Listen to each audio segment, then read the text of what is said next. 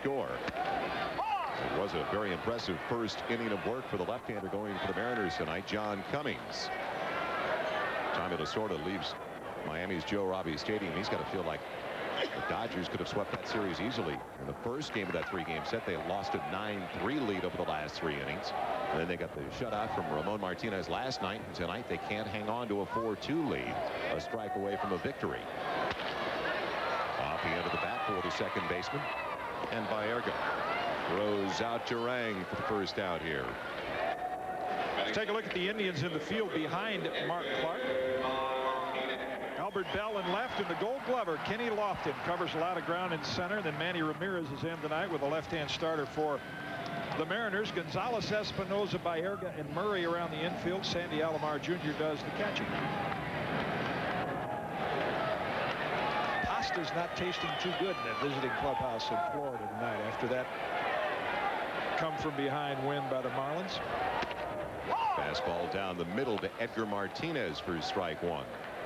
Dodgers starters have been outstanding so far this year. The bullpen's a huge disappointment, though. Few teams making that same statement, I believe. The American League batting champion just a couple of years ago, suffering through that injury filled season last year where he just couldn't shake that hamstring injury. And there's Junior in the on-deck circle. Major League leading 24 home runs. One in each of the first 2 games of this series. Going the other way, Martinez sends it into right center. Moving over, Manny Ramirez for the second out.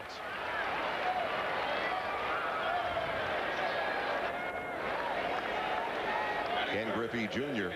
putting together phenomenal numbers once again in all departments. We talk about his home runs, but as we have mentioned before, Jim, got the complete package with Junior.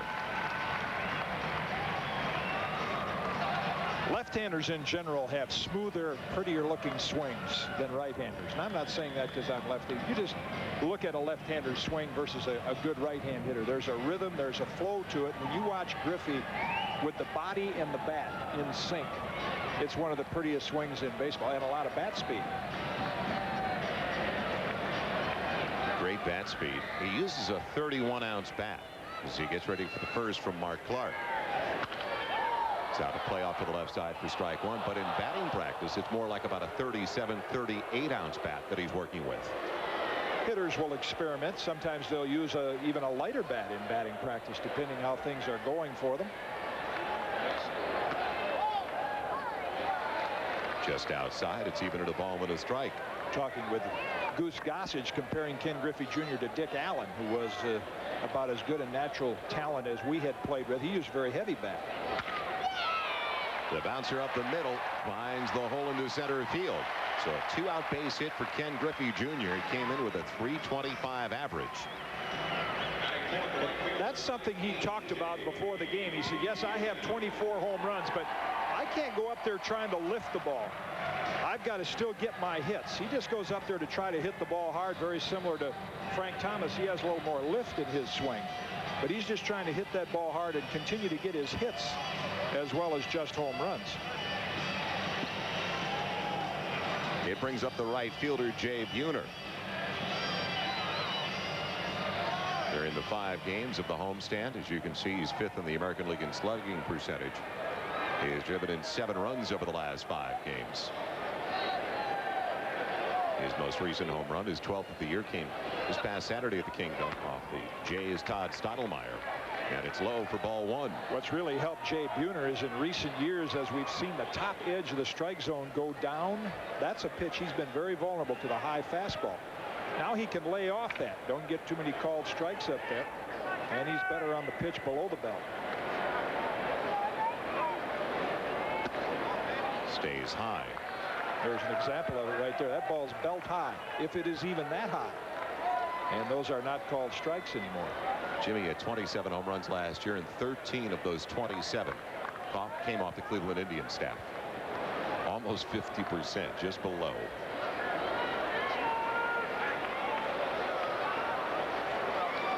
Indians trying to break a 9-game losing streak here in the Kingdom.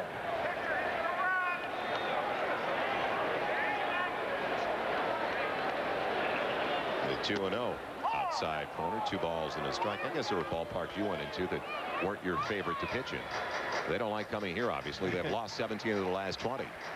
It's a different atmosphere. I think a dome stadium, players will talk about coming into a dome stadium. You have to do something to get yourself jacked up to play, because the atmosphere is, especially from where the Indians play in their new ballparks, a little dead in here compared to an outdoor park.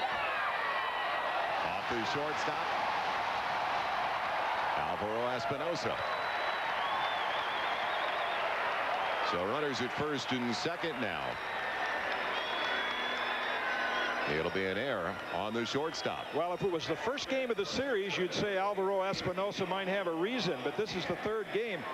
You play on natural grass at your home ballpark. Turf is going to have a little more bounce to it. That one just got up over his glove. An opportunity. RBI situation for Tino Martinez, who had a good night last night. A home run, 2 for 4 effort. He has had his problems, though, the early portion of the season. At the plate, only a .212 average. That off-speed delivery low for ball 1. On base percentage, though, very strong one still at better than 400. A long ball threat. 2-0. He's also got to think about Reggie Jefferson, who's ready to come off the disabled list and possibly take away some at-bats. They need a little more punch from the left side. Ken Griffey Jr. supplying most of it.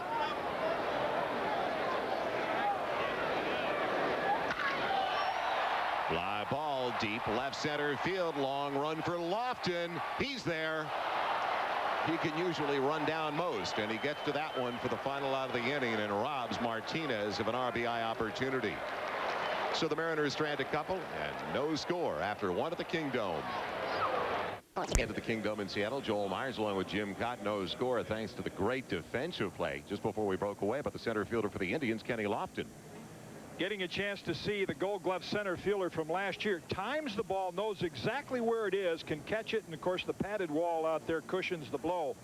Ken Griffey Jr., the designated hitter tonight. Otherwise we would see 2 of the best in the American League. You could throw Devon White and Lance Johnson in that crew along with Lofton and Griffey.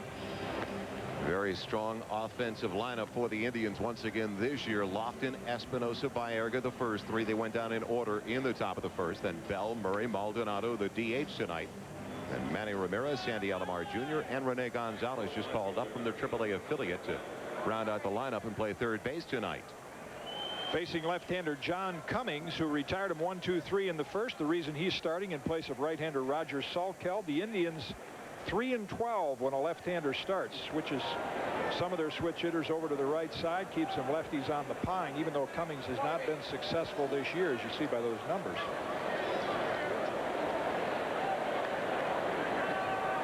Young man from Southern California. And it'll be the cleanup man to lead things off, Albert Bell, 5th in the American League with that .362 average. 43 runs batted in.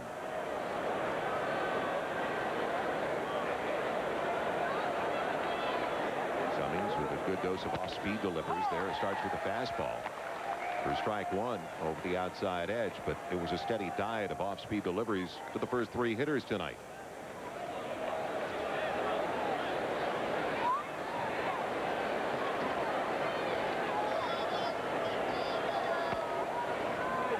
Upstairs, ball and a strike. When you hit from the position Albert Bell does, where he starts with his hands, I mean, he's got hands as fast as Muhammad Ali. You have to have quick hands to hit from in there, as opposed to, say, at Griffey, who has the bat way back. Look how close into his body.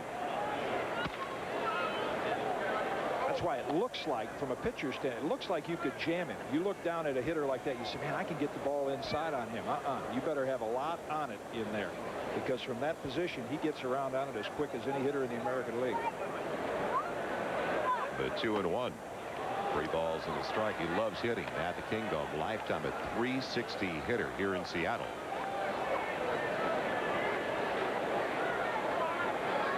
The major league leader in runs batted in took away the American League lead for the first time in 4 years from Cecil Fielder last year with those 129. He's saw the home run total. So consistent in the power department, where he's really improved. He's drawing more walks now, and he's also cut down the strikeout total. He and Baerga both, their totals in home runs, batting average, RBI have improved each of the last 3 years. And as you mentioned, Bell now a much more patient hitter. Used to be able to get him to chase more pitches out of the strike zone. The 3-2 out of play. So John Cummings took care of Kenny Lofton, Alvaro Espinosa, and Carlos Baerga the first 3. Now it's Albert Bell. He's only a 25-year-old. This is only his second start this season. Made the jump from Class A ball. That's his career record in the big leagues, and those numbers tell you it hasn't been impressive.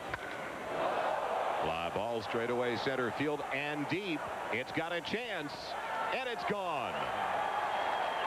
A home run to lead off the second for Albert Bell, his 14th of the season. How about that little home run trot? I mean, he does a little stutter step getting in before he approaches each base. It's a new signature. Might make that a dance step. It looked like he hit that one-handed. Didn't look like he got all of it. It's about a foot off the ground, and when you see swings like that, I know Albert Bell is strong, but when you see swings like that and the ball go to center field, that's when the red light goes on and you say, is there something with that baseball? I mean, that was a fly ball swing. Eddie Murray, first ball swinging as a base hit up the middle. So the first 2 reaching safely. Bell with a homer, Murray with a base hit. Let's check the defensive alignment behind Cummings tonight.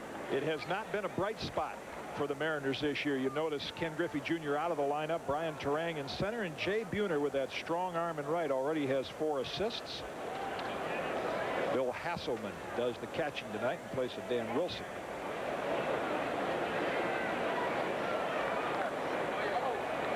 Candy Maldonado, the designated hitter, with Eddie Murray leading away from first. Ball 1. Candy getting a few more opportunities to play just recently. 250 average coming in tonight at 247 in 28 games for the Indians after coming over from the Cubs late last year. Spent a couple of seasons in Toronto. Off-speed delivery out in front. Even at a ball and a strike, but Indian fans remember what he did for them back in 1990 when he had 273 with 22 homers and 95 runs driven in. Coming up as a defensive replacement with the Dodgers early in his career in the late 70s. Now he's developed into one of the best pinch hitters in baseball.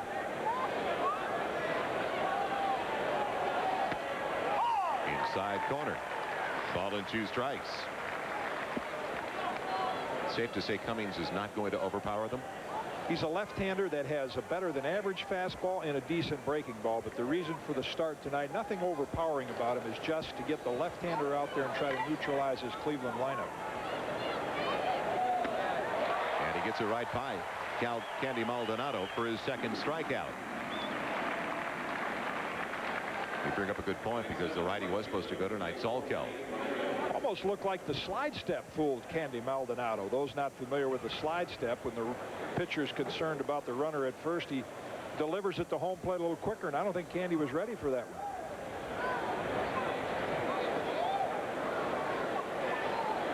So with 1 away, Eddie Murray over at first. It's the rookie now, Manny Ramirez, the minor league player of the year, according to Baseball America last season. Don't see Eddie move off first too often anymore, but he draws the throw just the same.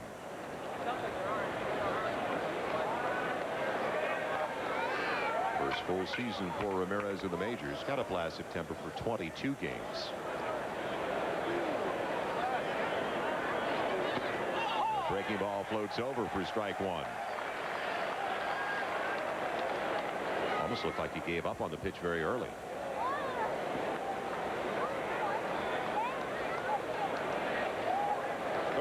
Ramirez wanted time from home plate umpire Dan Morrison. He asked for it too late. Got the curveball in there. Good reason he wasn't ready. The Mariners look for the double play ball. up the middle, almost grazed Cummings. And another base hit, the third hit in the inning for Cleveland. Murray down to second. Ramirez with the single.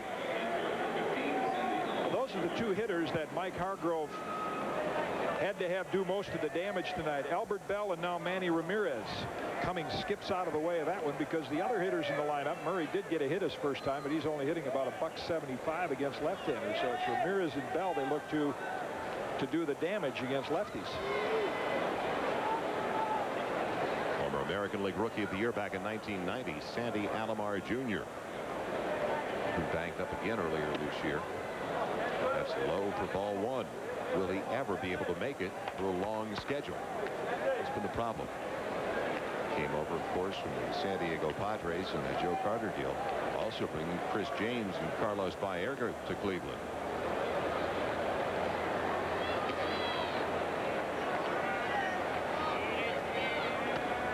Inside corner. He minute a ball and a strike. This almost looks like an old Billy Martin trick. That's Roger Salkeld on the right, Jeff Nelson, the big right-hander, on the left. You start the lefty, you get all those bats in the lineup, and then you come in with the guy who was scheduled to start. Was it Tony La Russa that had the 3-inning plan last year? The starter went 3. Somebody else came in and went 3. Didn't get the breaking ball over. 2 balls and a strike. Murray, the runner, down at second.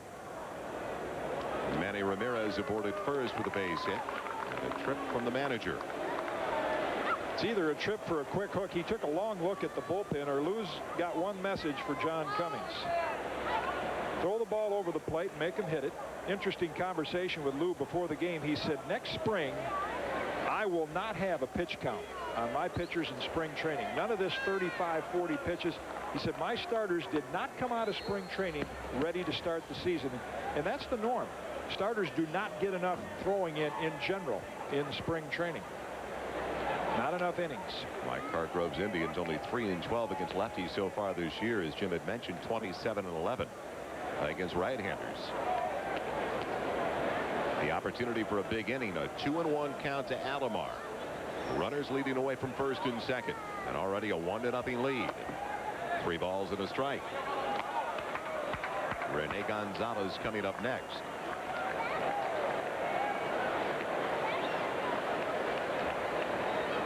Only 64 games for Sandy Alomar Jr. last year. Disabled list on May 2nd. Back surgery to repair a ruptured disc. Not a problem at the end of the year as well. Off the bat handle and out of play. It's frustrating to him what you referred to, because Sandy Alomar works hard. As you can tell by looking at him, he's big physically, 6'5", in good shape. He just keeps getting those not only nagging injuries, but injuries that put him on the disabled list. Boy, and a player hates to get that rap that he's fragile and injury prone. Payoff pitch with the runners on the move. So the Indians playing it aggressively to try to stay away from the double play ball. Yeah, this could be a key couple of at-bats for Mike Hargrove, because Lou Piniella has a right-hander down in the bullpen, and if Hargrove's Indians can get a couple of runs, then when Piniella brings in the righty, Hargrove doesn't have to make those switches with his team in the lead. He can just play it as is. With a 3-2 instead. He was looking back at Murray. The only start was the last appearance for John Cummings. That was on the 28th at Milwaukee. He went 5 1/3, giving up 4 runs on 5 hits, walked 3, struck out 2. His second start of the season this evening, and in trouble as the runners go. The throw, will it be a double play on the strikeout? No, a double steal instead. As Manny Ramirez slides in safely, Murray, the front end, down to third, so runners at second and third now with 2 away. Alomar, a strikeout victim. On the strikeout, Hasselman comes out of the chute and goes to second. You can still see Murray in your picture. I mean, if he throws to third base, Murray's out by 15 feet, and Lou Piniella stomping up and down the dugout. He knew Hasselman made a mental error right there. He could lob the ball to third base, as Murray hesitated between second and third. Maybe one of the reasons the first pick in the most recent amateur draft for the Seattle Mariners was a young catching prospect. Of course, the Mariners have Dan Wilson on the bench, who was also a member of Lou Piniella's Cincinnati team when he managed there. And he's a little better thrower and catcher than Hasselman. Hasselman in there to try to provide a little more offense. But that was just a mental error right there.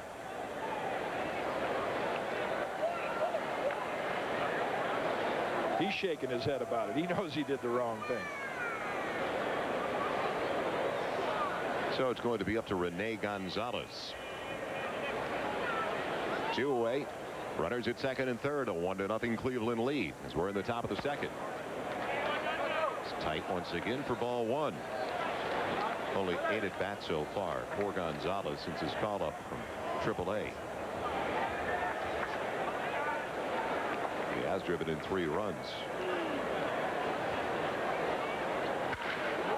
Wow. Get out of the way. Right between the third base coach and Eddie Murray. Jeff Newman, good reactions. Those old days as a catcher, he knows how to dodge those fastballs. He will be awake for the rest of the game, no question about that. See how close he is to let Murray know how far to get off third, and almost got picked off himself.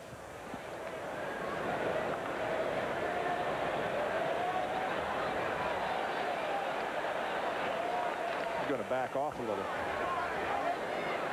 The 1-1. Misses the inside edge.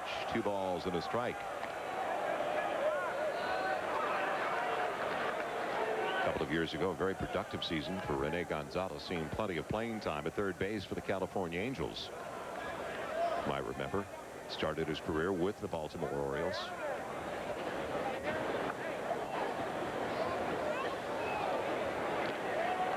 An opportunity for more for the Indians.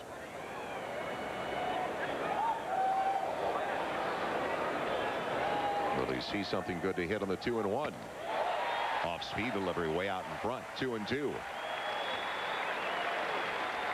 It's another hitter like Candy Maldonado. Gonzalez came up as a defensive specialist, well out in front of that changeup, but working with Rod Carew during his Angel days, became an improved hitter. Sometimes you get that rap that he's just a glove man, can't hit, and you don't put as much effort into becoming a better hitter. Gonzalez worked very hard at it. The 2-2. It gets away from the catcher, Hasselman. That'll play it another for Cleveland. Really handcuff the catcher. And it's now 2-0 Indians. Frustrating inning for Lou Piniella. Not only the mental error by Hasselman, now lack of communication between Hasselman and Cummings. The catcher looking for the curveball. And the ball came back in, hit him in the heel of the glove. He must have been looking for a slider. You could see his glove go down and in, and the ball hits him up at the thumb. Either that or mechanically he didn't move properly on it. He is charged. Ball. Yeah. 2-0 Cleveland. The 3-2. Pulled foul. So we've seen a couple of mistakes now for the Seattle Mariners. We look at the bullpen. The bullpen has been sound this year for Lou Piniella's Mariners. The problems have been with the starters.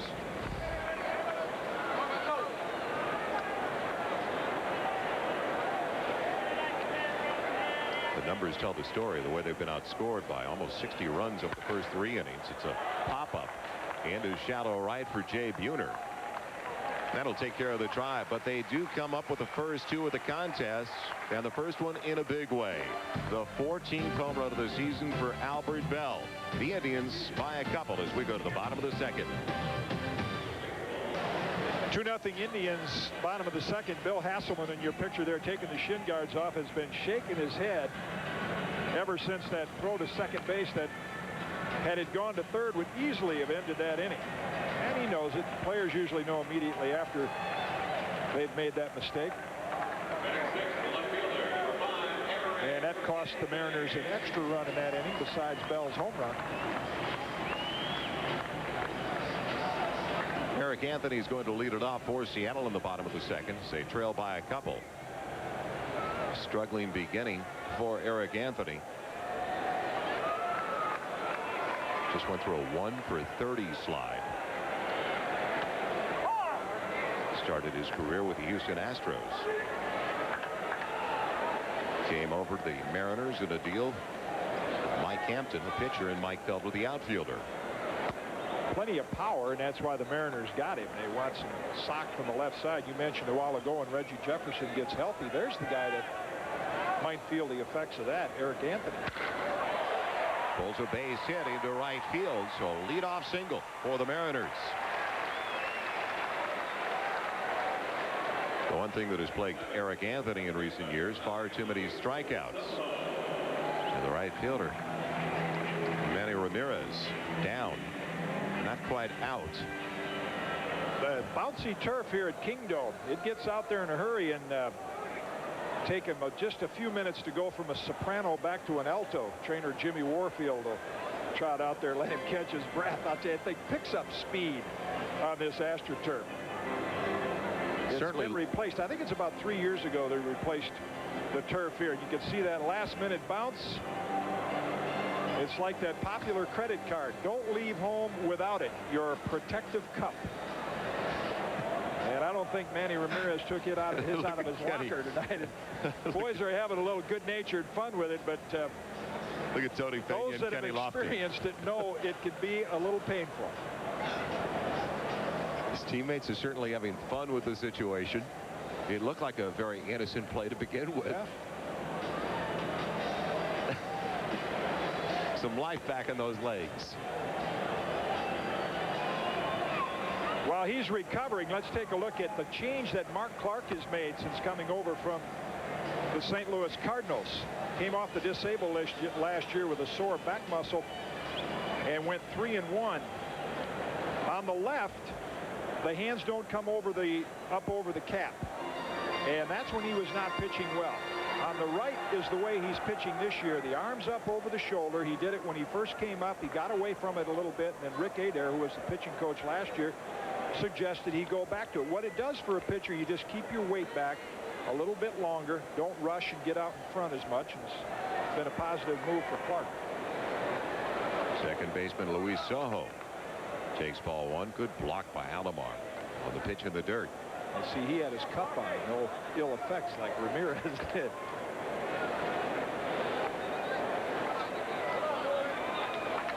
Notice how he put the glove right down between, no chance for that ball to get underneath. That's a good play. You see some catchers go down, but the glove still stays about 6 inches off the ground. He got it right down to the ground. Tails inside. 2-0. You talked about Mark Clark and the disabled list. Last year he was on the DL from July 18th until September 9th. As you see the numbers of Luis Sojo with that strained muscle in his upper back. Well, since he's come off the disabled list now, including his first 11 starts this year, he's got a 9-2 record over 16 starts. Inside once again with a real solid 3.29 earned run average. So a pleasant development this year. And Mark Clark was the first to admit it. He said, not a lot of people who knew who I was until Mark Whitten last August had 4 home runs in that game for the Cardinals. And then they wanted to know, well, who really did go to Cleveland in that deal? Tapped the knees, and it's 3-1.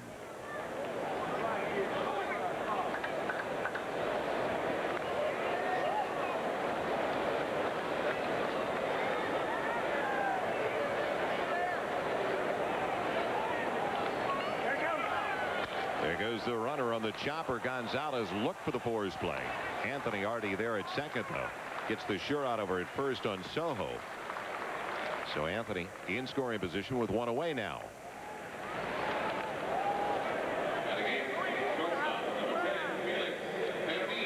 A productive out with the runner on the go. Sojo's job, just make contact, stay out of the double play. Gonzalez thinks about second. Would not have had a chance there and takes the sure out.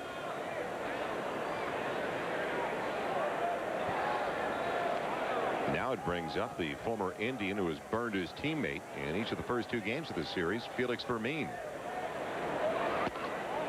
That's wide for ball 1. Obviously, the Indians don't think Felix Fermin will pull the ball. I mean, Albert Bell is almost a center fielder, lofted over in right center, and Ramirez, as he should be, rather shallow in right.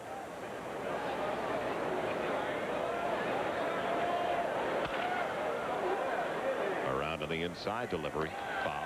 Had And it's even at a ball and a strike. There's one away. Eric Anthony with good speed down at second. A 2-0 lead for the Indians in this final game of the 3-game set at the Kingdome. .311 average with men in scoring position. Came over along with Reggie Jefferson in the deal for Omar Vizquel, who is about to come off the disabled list now for the Cleveland Indians. Off the end of the bat, a little pop-up for Kenny Lofton. And there's 2 down.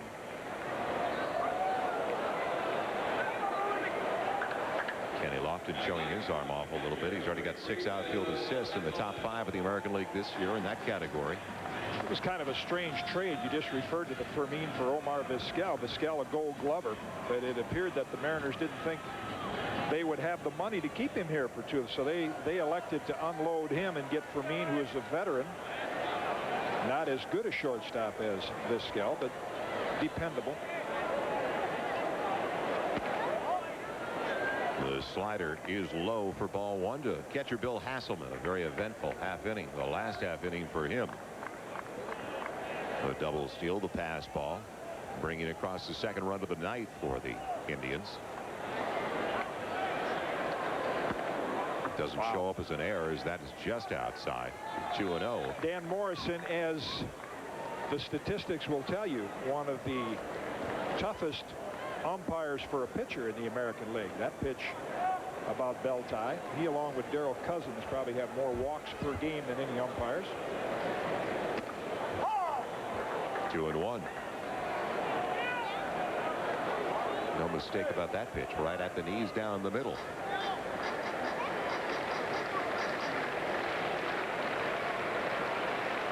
Last start for Mark Clark. 9-5 win at Oakland on the 3rd of June. For 5 1/3, giving up a couple of runs. Drops low, and it's 3-1. He has been working behind in the count consistently here in the second. Got out of a jam in the first when he had to face 5. As you look at Sandy Alomar Jr. Can't remember a 6'5" catcher in recent years. 6'5" battery. Clark's up there also. Good fastball up in the outside corner. 3-2.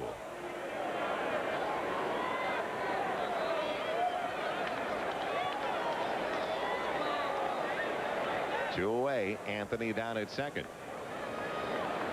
Full count now to the catcher Bill Hasselman. Paints the black with that one, a beauty, and Hasselman is punched out. That is the first strikeout of the night for Mark Clark. He escapes a jam with a man in scoring position and still on top by 2. Welcome back to the Kingdome in Seattle once again. The Cleveland Indians with a great offensive lineup, getting solid pitching as well. 16-6 now, Jim, over the last 22 games, and that's the best record in the majors. Well, their starting pitching has really been improved, and now they have guys like Mark Clark, who might classify as their 3rd or 4th starter in a rotation that can go out and stop a losing streak, which is what they'd like to do here in the Kingdome. They've lost 9 in a row at the Kingdome. 17 of their last 20 since 1991 in this building. As John Cummings, the left-handed starter, is trailing by 2 for the Mariners. High and tight to Kenny Lofton. They say Lofton did go around as they appeal to the crew chief, Al Clark. Down at 3rd for strike 1. Umpires look for that bat to go through the hitting area, and even though Lofton appeared to try to get out of the way, it did. Pushes it down the line in left, moving over Eric Anthony. And that is the first out here in the 3rd. Let's check in and head back to the studio now. Joel, the Silver Bullet takes us to Oakland. Leading off the game, it's Ricky Henderson against Ricky Bowness. He's DHing. Oh, getting into it. Henderson had fouled a ball off his foot, but he didn't need to run too fast. Leading off the game for the 64th time with a home run, but Greg Vaughn answers it off Bobby Witt, who has some troubles with a gopher ball. So as they go to the 3rd, it's Ricky and Vaughn at 1-all in the 3rd. Back to you. All right, Gary, thank you. Going the other way, down the line, the potential for extra bases as it drops in fair territory for Alvaro Espinosa. He's on his way to second, and he's got a 1-out double. So Lofton started off the inning flying out to the left fielder. Jay Buhner gets it back in, and a 1-out double for Espinosa, his 9th double of the season.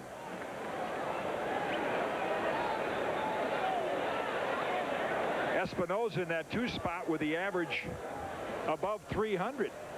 You can see he got that ball just in front of the plate. That's one thing hitting coach Charlie Manuel has been trying to work with the Indians hitters.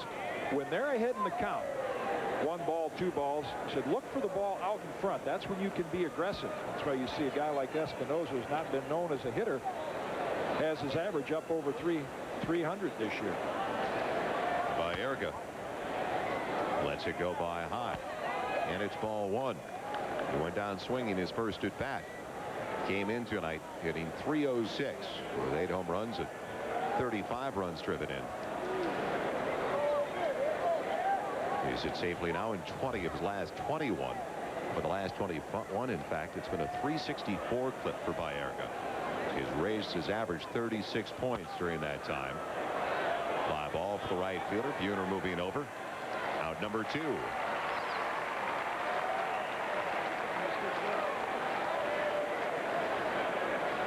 Plenty of positives when we talk about the Cleveland Indians, both offensively and defensively.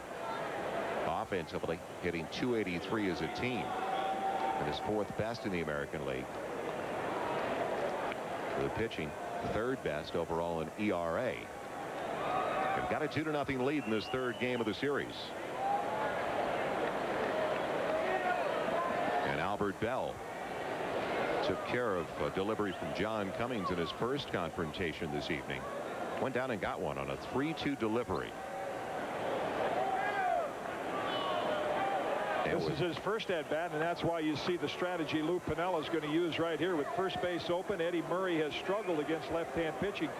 Not going to give Bell a chance to swing the bat.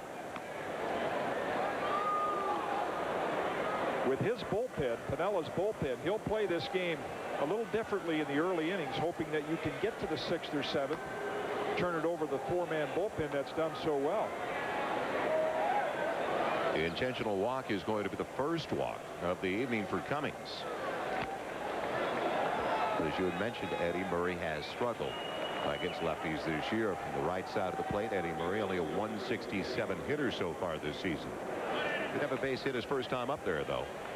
A bouncer up the middle. So now it's runners at first and second for Murray. Espinosa with a 1-out double, still stationed down at second. Albert Bell over at first.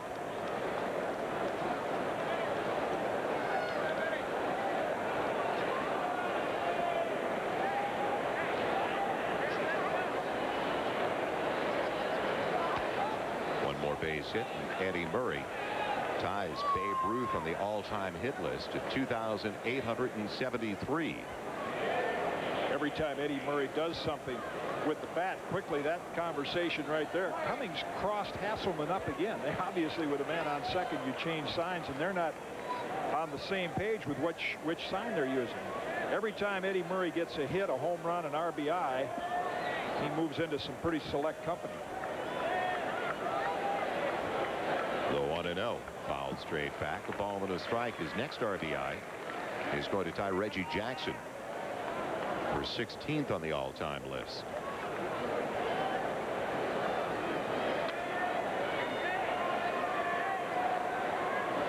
Two home runs away from tying Carl Yastrzemski for 19th. Gets the inside corner, gets that call, and it's a ball and 2 strikes. Tough pitch to handle. Hasselman's target, and that was a pitch out of the strike zone that Cummings got the benefit of Morrison's generous call. 2 aboard, 2 away. Murray did not go around. It's even at 2 balls and 2 strikes. You talked about him crossing up his catcher a little bit. Is that back to his lack of experience as a starter in the majors? No, that's lack of getting together with your catcher before the game and saying, when a man's on second, we'll use the first sign or the third sign. They're just not communicating with one another. The 2-2. The bouncer for the third baseman, Edgar Martinez. The short wave for the fours play to get Albert Bell, and they're out of a jam with a couple of boards. So we go to the bottom of the third. No more damage has been done to Cummings and the Mariners, and they still trail by only 2.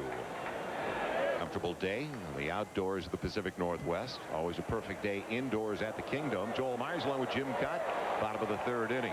The Mariners trying to get it going offensively against right-hander Mark Clark, the starter for Cleveland tonight. The Indians come in 7 games over the 500 mark with a record of 30-23. And Brian Turang, a young man out of Millikan High School in Long Beach City College, then on to Loyola Marymount University.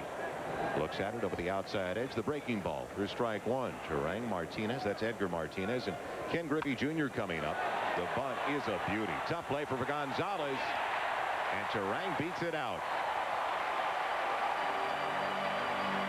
Let's head back to the studio once again and check in with Gary Miller. Gary? Joel, the Silver Bullet takes us to the College World Series. Tied in the 12th. Georgia Tech up. And the cling of the aluminum tells it all. Nomar Garcia-Parra, Georgia Tech shortstop drafted in the first round, breaks the tie. It has just ended. Georgia Tech moves on. They're unbeaten. Cal State Fullerton is eliminated with the 12th inning win by the Yellow Jackets. Back to you. All right, Gary, tough way to go for those Titans. They were shut out on opening day and battled their way back and lose in extra innings to close out their season, Jim. Mariners have a little interest in that game. Their #1 draft pick, Jason Varitek, the Georgia Tech catcher. Edgar Martinez flat out the right fielder and backs up from ball one as he's 0 for 1 so far. Leadoff bunt single. Ideal man to have in that #2 spot with a man on first. No one controls the bat better than Martinez and hits the ball to right field. Ever around the ballpark early. He is one hitter you want to watch take batting practice.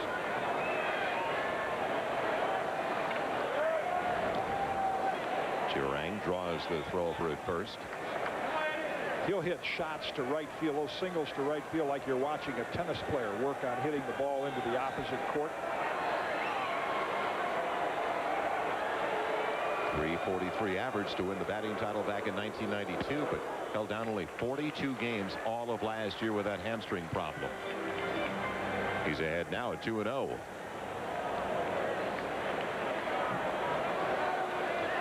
Updating you on all the other scores, and there were a ton of afternoon games today in Major League Baseball. Saw that final win, the Cardinals over the Reds 8-2.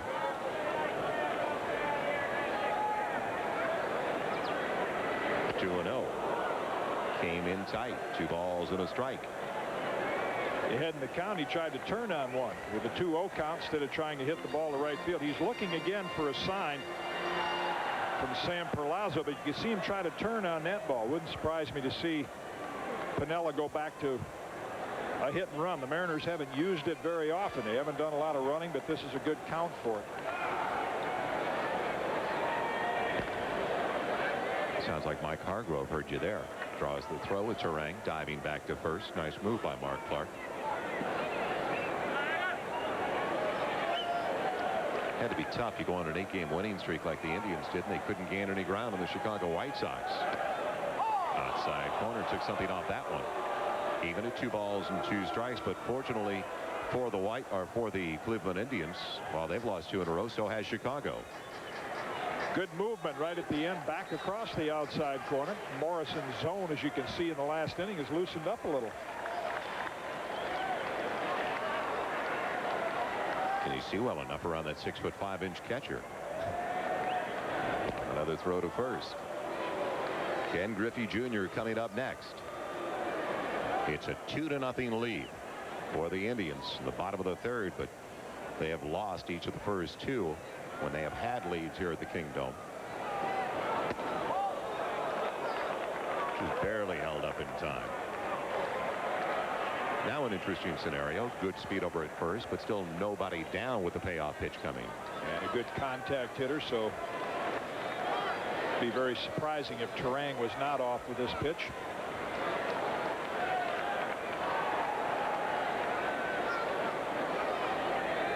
There goes the runner.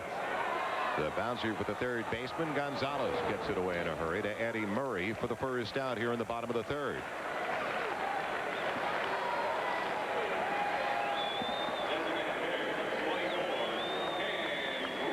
Ken Griffey Jr. Base hit up the middle, his first at bat against Clark. Right now they've got him on a pace to hit 69 home runs. He's hit 24 so far this season. Through 56, Roger Maris, in his season of 61 homers in 1961, had 19. Ken Griffey Jr. 5 ahead of that count. It's amazing in baseball, some of the hot starts. I remember Reggie Jackson in 1969, and we love to project what the numbers would be. I mean, some pitchers get off to a start, you'd think they'd win 45 games, but this game has a way over 162 of leveling out, and it always seems to come back. First of all, pitchers are not going to pitch to him all season long. Getting near the end of the year, if he's on this same pace, they're going to work around him, like Jay Buhner's swing. And Mrs. Wyatt, well, the old line everybody's been saying is Tracy Stallard will be remembered come September. Base hit tonight, raising his average to 329. Good play by Alomar. Hold the runner Terang down at second. This is almost an unintentional intentional walk. First pitch well outside, that down in the dirt.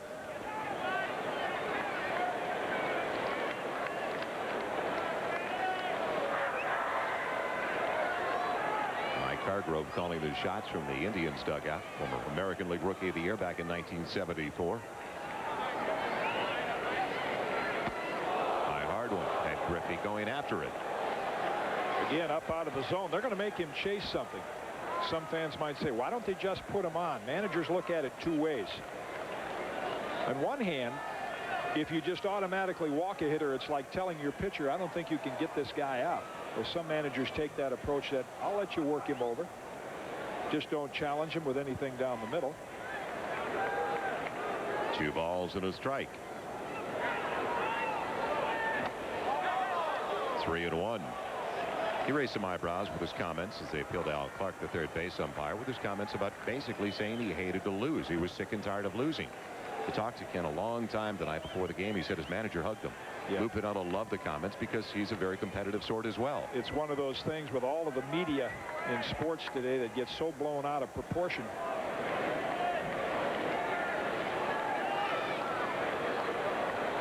The 3-1. So Junior, as they call him here in Seattle, Ken Griffey Jr. aboard at first. Runners at first and second now with only one away, and we join Gary Miller once again. Gary? Joel, the Silver Bullet takes us to KC. Lee Smith trying to lock it down for the Orioles against Brian McRae. He had homered early in the game, but get over there. Palmeiro takes it himself. They score 3 in the 7th to rally from behind. Smith picks up his 23rd save, more than any other team in the majors. Orioles win at 6-4. All right, Gary. Big Lee with number 23. The Orioles have struggled recently. We saw that game on Monday night where he was touched for a 2-run homer. The Tigers battled way back to an extra inning win at Camden Yards. And now Jay Buhner. Big at bat early. Mariners down by a couple. Bottom of the third. 1 away and 2 aboard. Fastball at the knees for strike 1.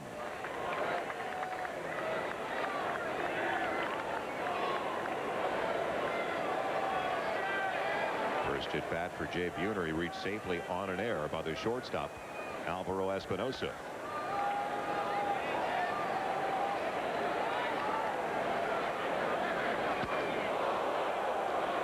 Plenty of heat on the fastball. Nothing in 2.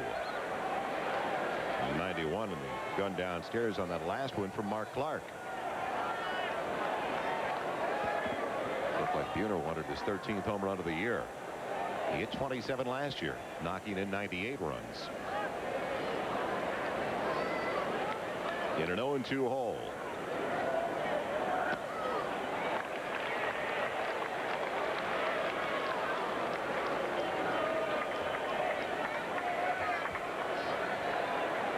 A little bit more selective at the plate last year. He did pick up in even 100 walks, but he still struck out more than 140 times. The 1-2. Even at 2 balls and 2 strikes. Pretty consistent pattern with most pitchers in the American League. With Buhner, you could see how Clark, who usually keeps the ball down, sinker, slider, changeup, is trying to get Buhner to chase another high fastball.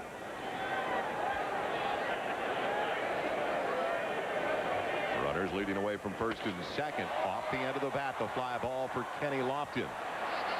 Terang tagging, will not advance. So there's 2 down. And with Tino Martinez coming up, we remind you tomorrow night our Stanley Cup Finals coverage continues on ESPN. It'll all begin at 8 o'clock Eastern, 5 Pacific. as Bure and the Canucks try to stay alive against Mark Messier and the Rangers, and a red-hot goalie in Richter as well.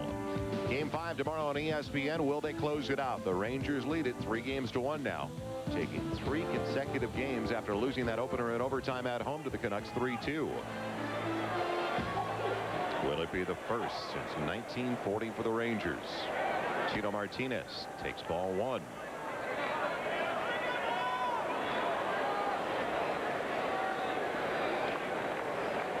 The Mariners tonight coming in 8 games under the 500 mark, in second place in the American League West at 24-32. They're 3.5 behind the Texas Rangers. There's two teams that really have to be thrilled about the new format. There are only 3 teams that haven't made it to postseason play since divisional play started in 1969. Texas Rangers and the 2 that are playing tonight. So with 3 divisions and a wild card, it has given new hope to Seattle and Cleveland.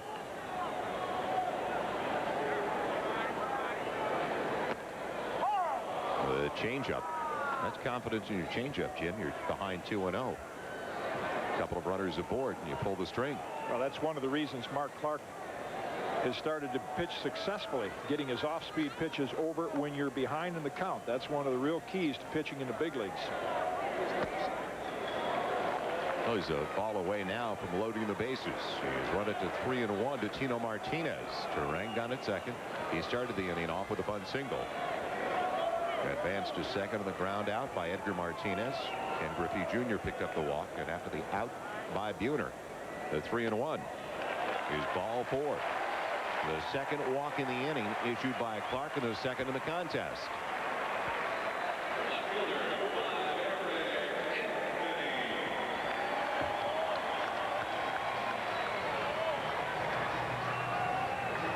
These indoor games will put you to sleep. You know, you see Mark Hargrove very, very relaxed, almost like he's dozing on the bench. Being indoors in Seattle doesn't mean you're not going to get wet, though. Plenty of leaks in this building. They have been working on the roof. They've been talking about redoing the roof. Right now they're patching it up, but when it rains, there's some leaks in the Kingdome. Eric Anthony with the bases loaded and 2 down. To 2-0 lead for the Indians, and it's ball 1 to Anthony. He had a base hit to right field his first at bat. And the Indians pitching coach ready to come out. Mentioned Rick Adair was the pitching coach last year. The Indians let him go. He'd had a good influence on Mark Clark. Now Phil Regan, who has been around the big leagues as a scout, reported oftentimes to be big league managerial material.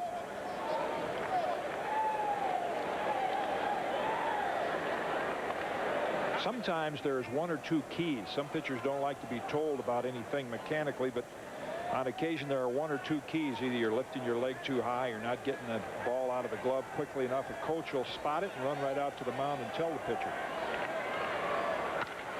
Rips it into right. That's an RBI single. Will it bring home 2? Yes, as it's bobbled by Manny Ramirez, and it's all even at 2. Clutch 2-out hit by Anthony brings home Turang and Ken Griffey Jr.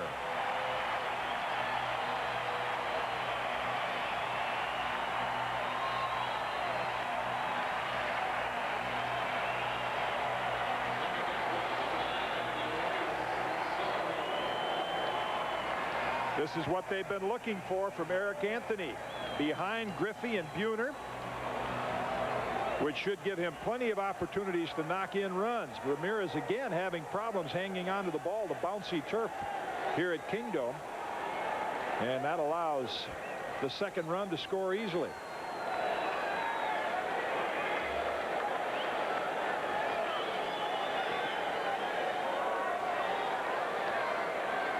Luis Sojo, an opportunity to give the Mariners.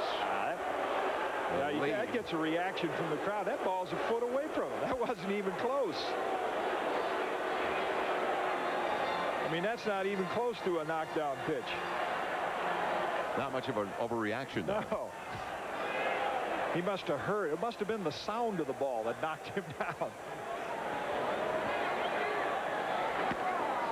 Opportunity for the Mariners to take their first lead of the contest. Now 2-0 to Soho, was property of the Toronto Blue Jays last year, splitting time between their Syracuse AAA affiliate and the parent club. Well, they finally capitalized. Mark Clark had not set down the Mariners in order over the first two. Escaped a couple of jams. Couldn't get out of the 2-out bases loaded situation as Sojo's late, and it's 2 balls and a strike. Always thought he was a Davey Concepcion lookalike when he came up with Toronto. It is his idol. He used to wear number 13, but you watch. That's a look at Clark's delivery, but you watch Sojo's actions, and he's a lot like Concepcion. Bunts it foul, even at 2-2. He loved it, by the way, when you did mention it. Oh, yeah. Said Junior Davey Concepcion. He turned around right away with a big smile on his face. That's good play right there. 2 outs, infield's back. Chance to get the lead run home against a tough right-hand pitcher. Really don't see it done often enough. There are so many opportunities with 2 out where nobody's suspecting a bunt. No one better than Rod Carew at doing that during his heyday. Runners at the corners. Sojo, fly ball down the line. Manny Ramirez moves over. And that takes care of the Mariners. But Anthony came through in the clutch with 2 away with an RBI single to knock in 2 and tie it after 3 at the Kingdome. The new ball game at the Kingdome, as far as the Mariners fans are concerned. They were down by 2 early. They get them back on the RBI base hit with 2 away by Eric Anthony. Tied at 2 as we move to the 4th inning. Joel Myers along with Jim Cott. Candy Maldonado, the designated hitter for the Indians, will start things off. Will be followed by Manny Ramirez. Sandy Alomar Jr. First ball swinging. It's out of play for strike 1.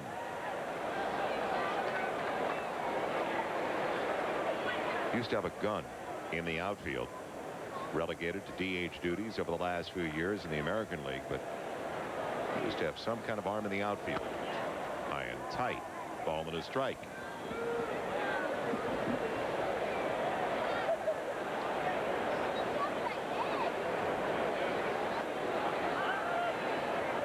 Cummings has persevered. He has battled through some anxious moments.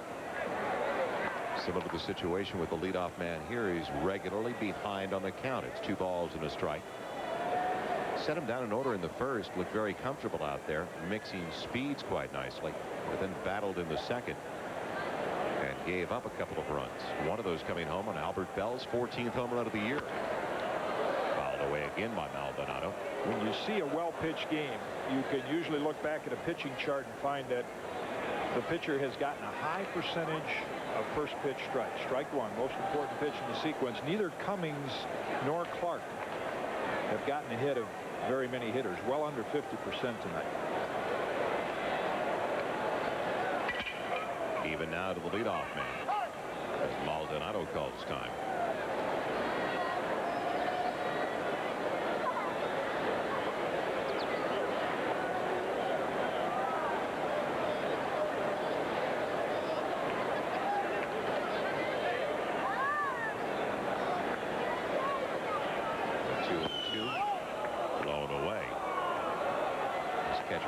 Trying to help him out a little bit, as you could see. Van Morrison didn't bite. There's Randy Johnson getting ready for his start tomorrow night, charting those pitches. Hard throwing left-hander and a soft tossing left-hander. Dave Fleming right next to him.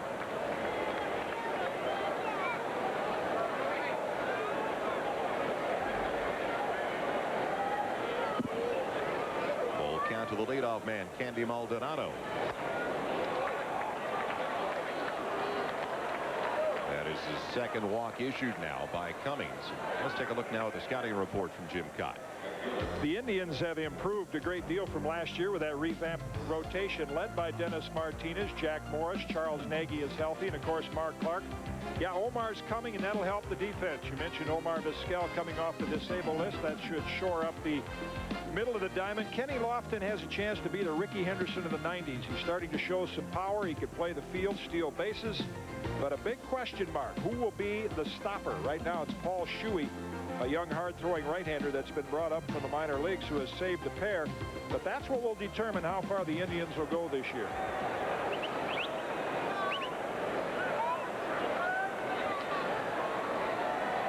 Activity once again in the Mariners bullpen with the leadoff walk to Candy Maldonado. But nothing will frustrate a manager more. Your team comes up with a couple of runs, get you back in the ball game, and the pitcher goes out and immediately, and working to the bottom part of the order, issues a leadoff walk. So Lou Piniella, the quick hook, going to the pen. We'll be right back to the Kingdome with a pitching change.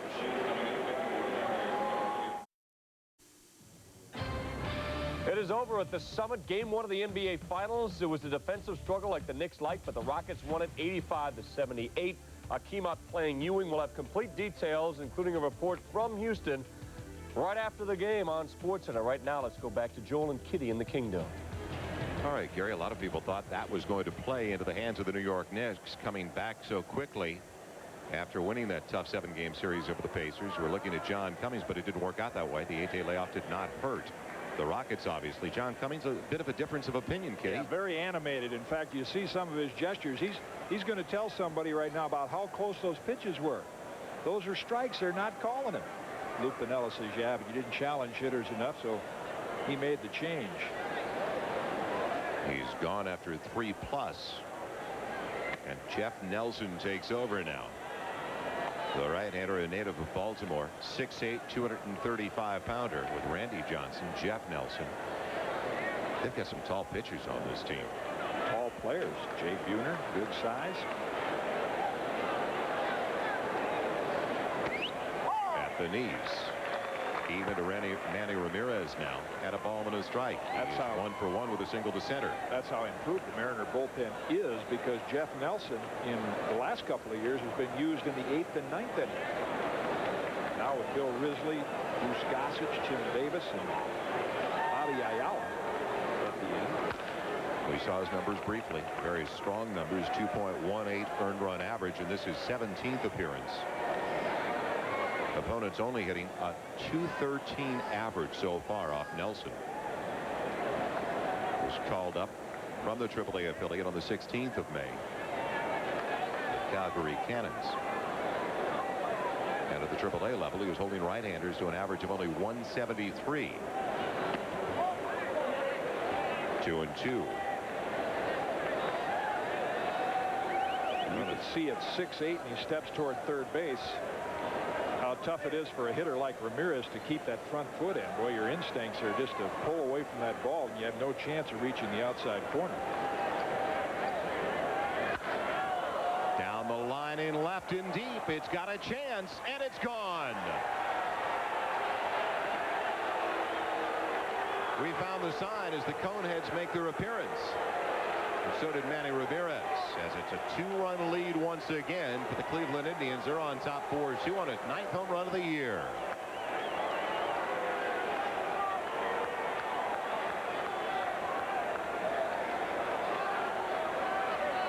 See it happen often. Pitcher drops down and he leaves the pitch on the inside part of the plate. Anything outside, he's got Ramirez, but he is ready for it.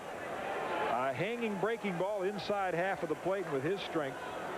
No doubt about that one. They got it up just in time. Sandy Alomar Jr. He struck out his first time up there.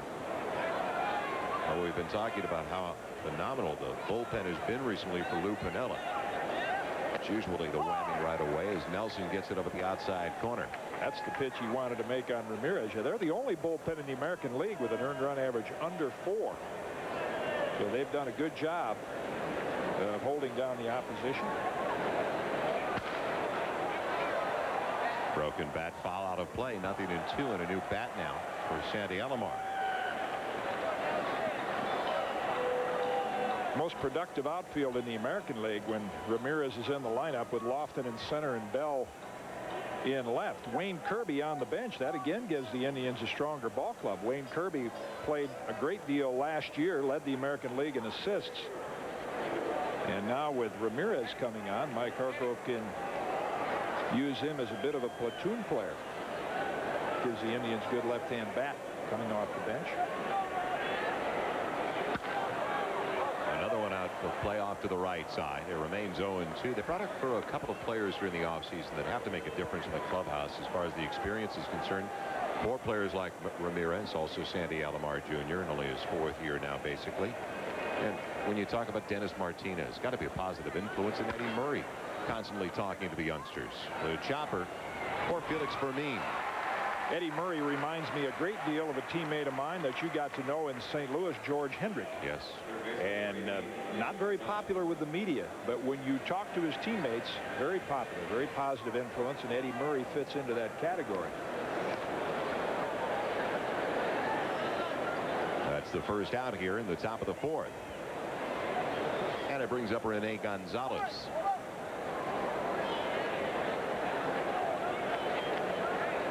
Eddie Murray, a base hit away from tying Babe Ruth on the all-time hit list. Just about 2,900 now. Very close to that total.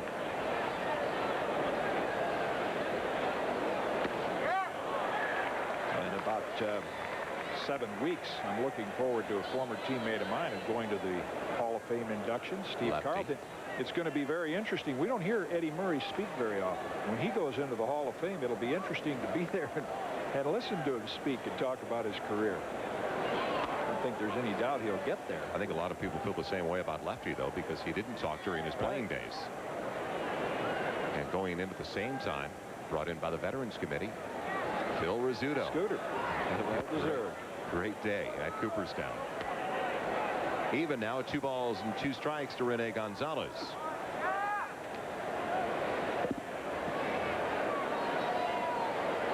First 2 games of this series with these 2 teams, everything has come alive over the last 3 innings. The Mariners have battled their way back in each of the first 2.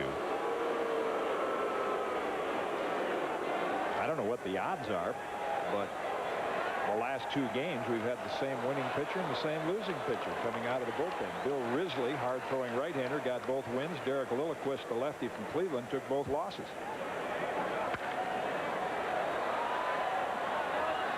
Fouled away once again by Gonzalez. We were talking about the starting pitching problems for the Mariners. Their bullpen has really developed over the last few weeks. Since May 15th, the Mariners going only 9-13, and out of those 9 wins, Randy Johnson has 5 of those. Chris Bosio with one of the others, 2 for Risley that Jim had just talked about, and the last one to Roger Salkill. There's Chris Bosio. Yeah, the Boz's record is a little deceptive because the Mariners, even last year when he was pitching well, they don't score a lot of runs for him. And he, along with Johnson, have really been the only 2 starters that have pitched well for Sammy Ellis's pitchers.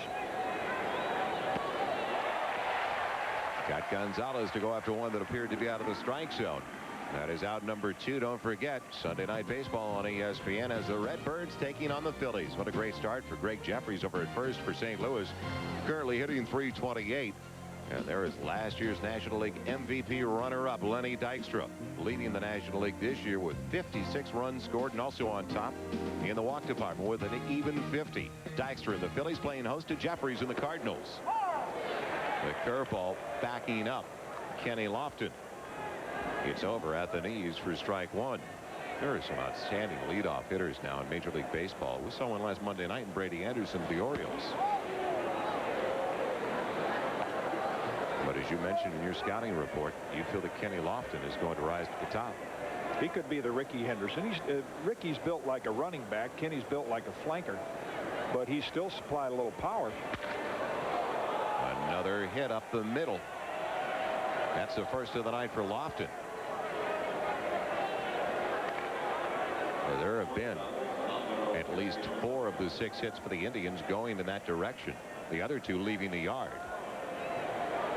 So Kenny Lofton, second in the American League in steals with 25, and you can see leads the Seattle Mariners as a group by 6.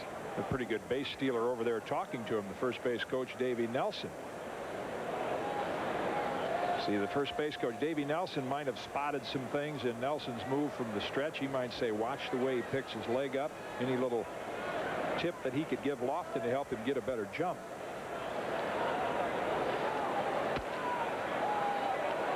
That's inside Alvaro Espinosa for ball 1.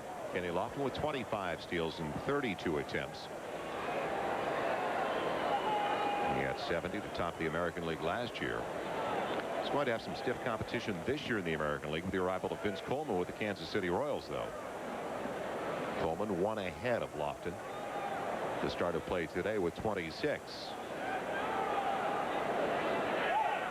There goes Lofton. What a jump. Stolen base number 26 and 33 attempts for Lofton now. Snuck 1 foot out on the turf that time. The lead before that, noticed the lead foot out on the turf, and as soon as Nelson picked up his leg, he was gone. Hasselman had no chance.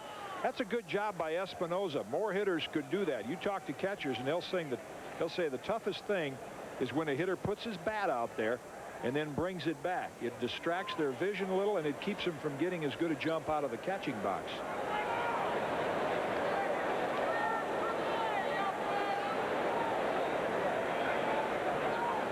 It's a ball and a strike to Alvaro Espinosa. 2 outs, RBI opportunity now for the Indian shortstop. They've already played at 2 in the inning on the 9th home run of the season from Manny Ramirez, the right fielder, a 2-run shot. We're also bringing home Candy Maldonado.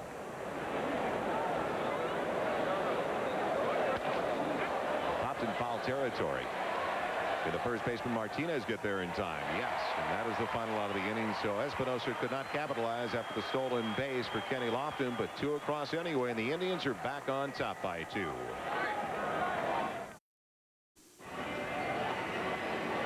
Welcome back once again to the Kingdome in Seattle for ESPN's Wednesday Night Baseball, all presented by Coors Light. Joel Myers along with Jim Cott. Cozy crowd of a little bit more than 13,000 on hand. And the Mariners find themselves trailing once again by 2 after they had battled back in the bottom of the 3rd to tie it after 3 and get even. Manny Ramirez with a 2-run shot. That is the difference as Mark Clark gets back to the hill with the advantage once again. Felix Fermin, Bill Hasselman, and Brian Turang coming up, and it's over for strike 1. Had to be sweet for Fermin to be traded away by the Indians and then beat his former teammates in the last 2 nights in a row. Knocking in the game-winning run on each game in the 8th inning. Tough play for Clark. Fermin can move, and a nice throw.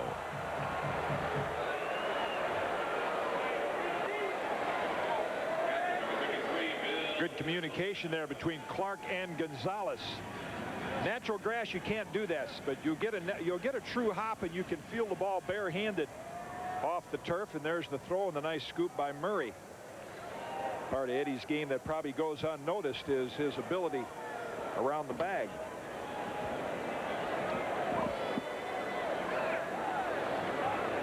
So for the first time in the last 3 innings, Clark retires the leadoff man. There's 1 away. It's catcher Bill Hasselman falling off the first one for strike 1.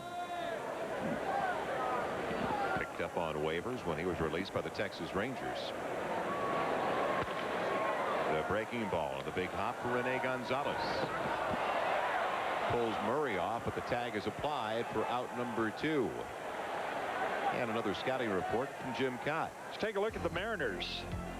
Surprising bullpen. They thought that would be their weak spot, but Goose Gossage, who has been like a player coach for that bullpen, the only earned run average under 3. Station to station, they lead the league in home runs, last in stolen bases, don't hit and run very well. They need more than just Randy Johnson, the big unit, and Boz. They need the whole unit. Their starting rotation has not been effective. Defense not earning their keep, and earning the operative word, because the Mariners last year, all year, gave up 53 unearned runs. This year, a third of the way through the year, already 49. That's how bad the defense has been. Brian Turang atop the batting order tonight for Lou Piniella. Fouls it off the screen. Even now at a ball and a strike. As a former pitcher, you can appreciate the bonus it was for the starting staff here in Seattle last year to have that kind of great defense. Fly ball, late break. Kenny Lofton doesn't have to move far, though. And a 1-2-3 inning for Mark Clark for the very first time this evening. And after 4, the Indians continue to lead it by 2. Welcome back once again to the Kingdome in Seattle. Joel Myers along with Jim Cott, top of the 5th inning. And the Indians leading by a couple. The difference right now, the 9th home run of the season for Manny Ramirez. That came back in the 4th. And the heart of the batting order coming up now for Cleveland. 3, 4, and 5 men. Carlos Baerga to be followed by Albert Bell and then Candy Maldonado. Baerga 0 for 2. A very hot hitter recently. And now that the lefty is gone, the switch hitter turns around. Much better side of the plate for him so far this season. A 344 hitter from the left side. The right side only 227.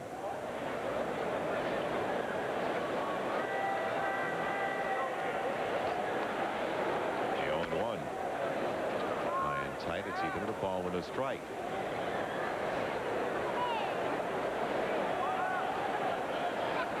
Albert Bell in the on-deck circle. Already with a home run tonight.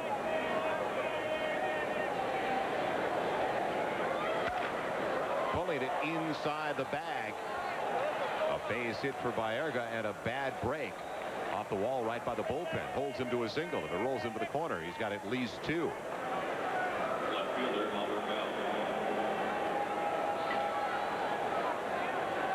Jay Buhner playing here as his home ballpark as Baerga takes that breaking ball down and in. Danger zone. Right-hand pitcher to left-hand hitter. Notice Buhner's not in the picture. He's accustomed to seeing that ball carry him out that way, and as a result, Baerga is held to a single. It is his first hit of the night. So it brings up Albert Bell. That also extends a hitting streak for Baerga to 10 straight games. Bell with a home run. He went down. If you joined us late, they get a 3-2 offering from the starter John Cummings. Looked like it was off the end of his bat. It went to straightaway center field about 425 feet away. That was the way the second inning began for Cleveland, their first run of the contest.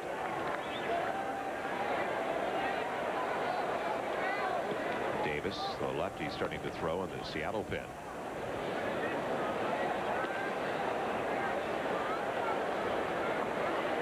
Numbers against Jeff Nelson so far. Not that many at bats, but 2 of the 3 hits have left the ballpark. That's wide, and it's 2-0.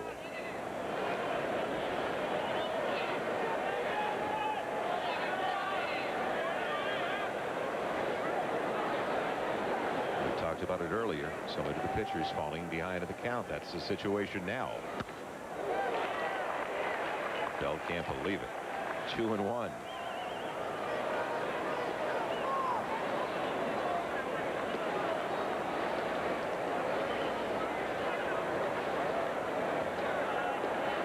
Home runs last year for Albert Bell, 34 the year before, 14 already this season. He shoots it at the second baseman. Can they turn 2? Yes. The double play and another bad break for the Indians as it was spanked right at the second baseman, Luis Sojo.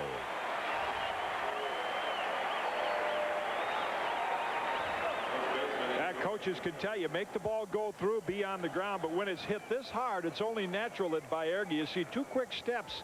It was a nice quick release by Sojo that enabled the Mariners to complete the double play.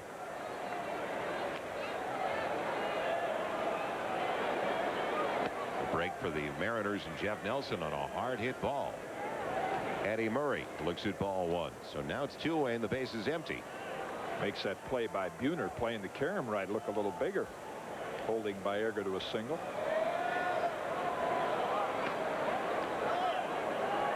Speed delivery is wide, and it's 2-0.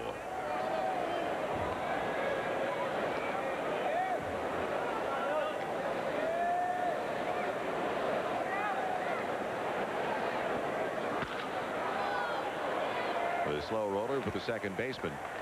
And that takes care of Cleveland. A couple of hard hit balls, though. They couldn't buy a break in that inning. All the breaks went to Jeff Nelson and the Mariners as they still are trailing by only 2.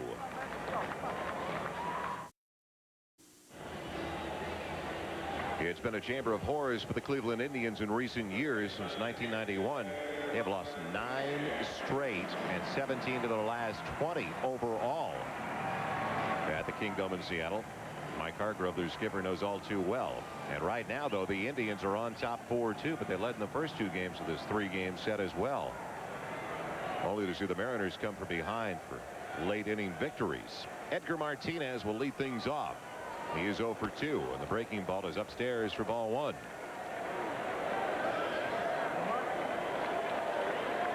The Mariners have stranded 5. And 2 runs on 4 hits. And needed a 2-out, 2-run single by Eric Anthony in the 3rd to get their 2 on the board.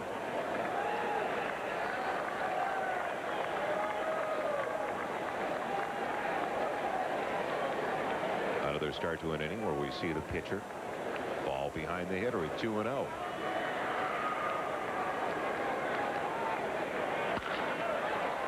Alvaro Espinosa gets the tailor-made hop, and that is out number 1. Well, coming up to the plate now, Ken Griffey Jr. leading the majors with 24 home runs. He talked to Jim Cott earlier tonight about the reaction to his comments from last week, the way he wasn't happy with the losing. They made a big deal out of something. There was nothing, all the comment was, I'm tired. I can't take it no more. I want out. Which all I meant was I want out of losing. I'm frustrated. I never asked to be traded. I never said I would go in there and demand a trade. I said that's not me. I just told them that, if we keep losing as a group, the guys that make $3 million plus are not going to be here, and I'm one of them.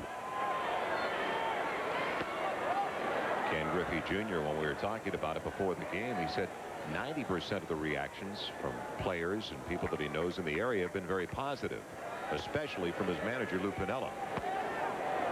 High, and it's 2-0. I think all of his teammates appreciate the intensity with which he plays the game and took those comments in the right spirit. I just think it really points up how sensitive, and players now are schooled. I mean, each team has maybe a psychologist and PR people that actually school players on how to deal with the media. And you cannot say one thing out of line, especially if you're in the limelight like a Ken Griffey Jr. and not expect that it's going to be. You make a statement like I want out, it's only natural that people are going to think he wants out of Seattle. And he reiterated earlier, he likes Seattle. He's building a new home here. He's under contract for the '96 season. He's got 2 more years on his current deal. And as long as the Mariners stay in Seattle, Ken Griffey Jr. is going to be a big part of this franchise. I mean, they don't draw that well to begin with. Without him, no chance. He sends it deep down the line and right. Will it stay fair? It just drifts foul and goes into the upper deck. Some serious bat speed. Almost number 25.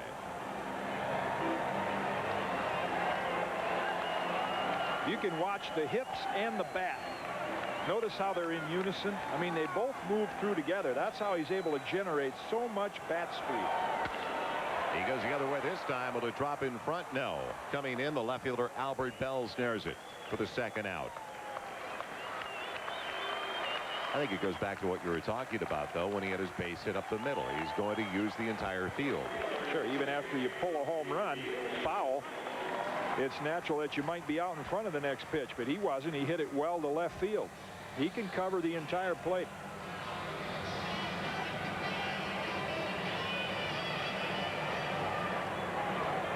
Jay Buhner looking for his first hit of the night. He is 0 for 2. He did get aboard the first time up there on an error on the shortstop, Espinosa, and fly it out to the center fielder.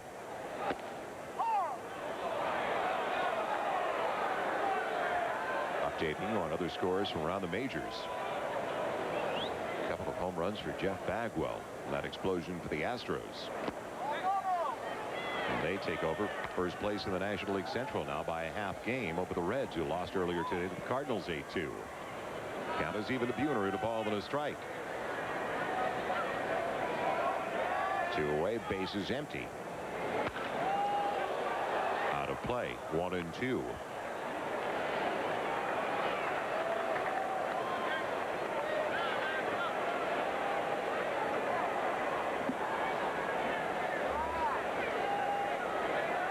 Mariners have won 2 straight, but they have dropped 9 of their last 14.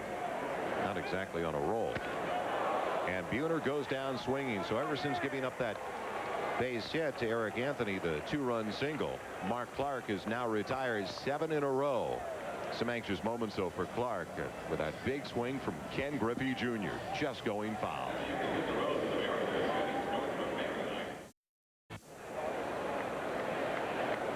Right right-hander Jeff Nelson gets ready for his third inning of work. He took over for the left-handed starter for Lou Piniella tonight, Jeff Cummings, who worked a little bit more than 3, giving up 3 of the 4 runs. 1-run charge to Nelson. So he backs up Candy Maldonado with the first pitch here in the top of the 6th inning. Joel Myers along with Jim Cotton. Welcome back to the Kingdom once again. Indians on top 4-2, trying to keep pace with the Chicago White Sox, the American League Central Division. They started the day 2 games behind the White Sox in second place. White Sox got too late, pointing out the problems the Blue Jays continue to have with their short relief, missing Dwayne Ward. White Sox wanted 3-2 in that matchup with the Blue Jays earlier today. Popped in foul territory behind the plate. It looks like Hasselman's going to have room. And that is the first out of the innings. We check in with Gary Miller. Gary? Joel Candy popped out, but he didn't strike out. Tonight's Kellogg's K-Factor, the toughest teams in the American League to strike out. And not surprisingly, these 3 teams are near the top or at the top in the division. Cleveland chasing Chicago, New York leading the East. As we check out the teams that make the most contact and go back to Joel Myers. All right, Gary, it is very easy to root for a team that has not been in a pennant stretch drive in September since 1959, and we're talking about the Cleveland Indians, especially in their inaugural season in Jacobs Field. Manny Ramirez, the difference in the game right now with a 2-run homer in his last at bat. He is 2 for 2. Takes it over the inside edge. Even at a ball and a strike, and it's also been an eventful evening. If you joined us a little bit late, for Manny out in the field taking a ground ball, or at least a big hop in the outfield. Came up and got him a little bit. You referred to Jacobs Field. We know the game is played within the foul lines, and people might say, well, being in a new ballpark, what influence does that have on a team? It can have a lot. Anytime a team moves to a new stadium or a new city, there's that enthusiasm, and for the entire city of Cleveland, it's that way with their new ballpark, and along with their new starting rotation, it's had a good effect on the Indians. The second baseman Soho moving over, and quickly there's 2 down. Well, we talk about memories for the Indians. Larry Doby is going to have his number retired, number 14, the first black ball player in the American League. He came in August of 1947, 4 months after Jackie Robinson had broken the barrier in the National League. Dave Nelson, the first base coach, wearing number 14. And Davey Nelson, once that number is retired, will go back to number 1, the number he wore during his playing days. Larry Doby signed for the Indians by Bill Veeck. And then Larry Doby in the All-Star game every year from 1949 to 1954, as Sandy Alomar Jr. didn't have a clue on that breaking ball for the right-hander. Jeff Nelson's done a good job handling these right-hand hitters. He has made one mistake, and that's the difference in the ball game. He had Manny Ramirez in a 1-ball 2-strike count and hung the slider on the inside half.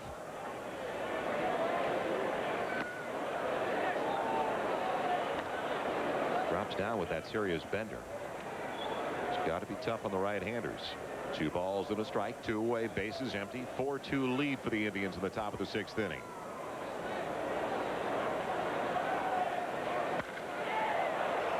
The breaking ball again induces the fly ball.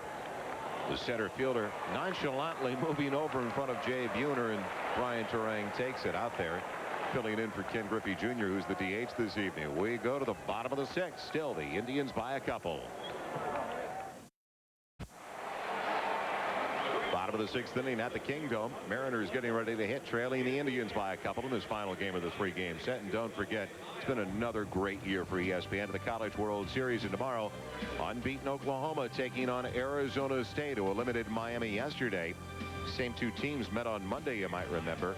Tough day for the Sun Devils. They lost that one 4-3 without their coach Jim Brock, and our best wishes to Jim Brock, who unfortunately had to leave Rosenblatt Stadium in Omaha, head back to Tempe, Arizona, battling the effects, unfortunately, of liver cancer.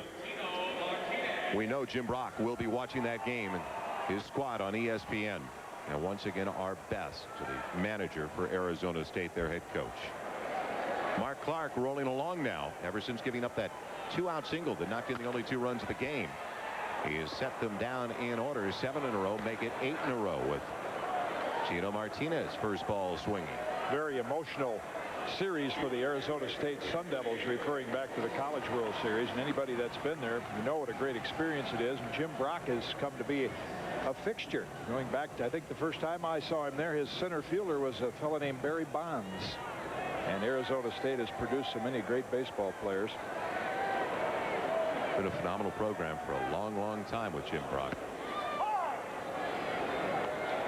So that is tomorrow on ESPN.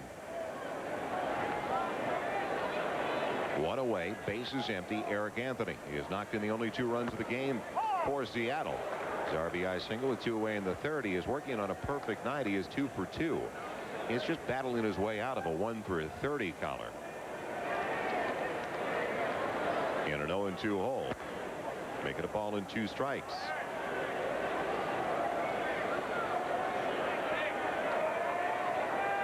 Two for 4 for Lou Piniella last night. 2 for 2 so far tonight. See, Clark in the last 2 innings has really gotten command of that breaking ball. He's only thrown 20 pitches in the last 2 innings. So after struggling early, he could still go the distance. He's done it 3 times for the Indians this year. And Mike Hargrove a little more hesitant to go to his bullpen than Lou Piniella will be. That has not been a solid area for the Indians.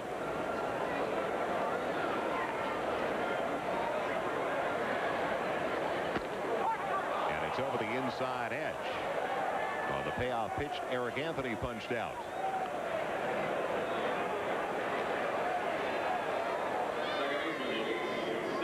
Just about knee high, says Dan Morrison. 4 good pitches, and he's got pretty good control of all of them. Mark Clark, not an overpowering pitcher, good movement on the fastball, and then the split finger, and I think that was the changeup. First one at the knees. Soho backing up from strike 1. Luis Soho 0 for 2, grounded out to the 3rd baseman, flied out to the right fielder. The breaking ball is over once again. 0-2. So all of a sudden, Clark getting to the head of the hitters regularly now in this stretch of 9 straight that he's retired. And he gets Soho on only 3, so that's 10 in a row retired by Clark as he tries to go 7-1, and he's still on top by 2. Very quiet one so far between 2 teams that can really put it together offensively. The Indians with a 4-2 lead over the Mariners as we move to the top of the 7th inning. Joel Myers along with Jim Cott, Rene Gonzalez, number 9 of the batting order. Mike Hargrove tonight will lead things off. The bender from Nelson in his 4th inning of work after taking over for the lefty, the starter tonight, John Cummings. Gonzalez 0 for 2, struck out his last time up there. That was against Nelson. His second look at the right-hander. And it's 0-2. You a fan of indoor baseball? No. Never have. Never have been. Never have been myself. Baseball when the grass was real. Does serve a purpose up here, though. In 1969, the first year Seattle had a team in the big leagues, the Pilots, they played at 6 Stadium. And every ball that was hit on the ground, you had to throw out of play and change because of the moisture on the ground. Tough place to play outdoor baseball. Gonzalez went fishing. He goes down swinging for the 2nd time tonight.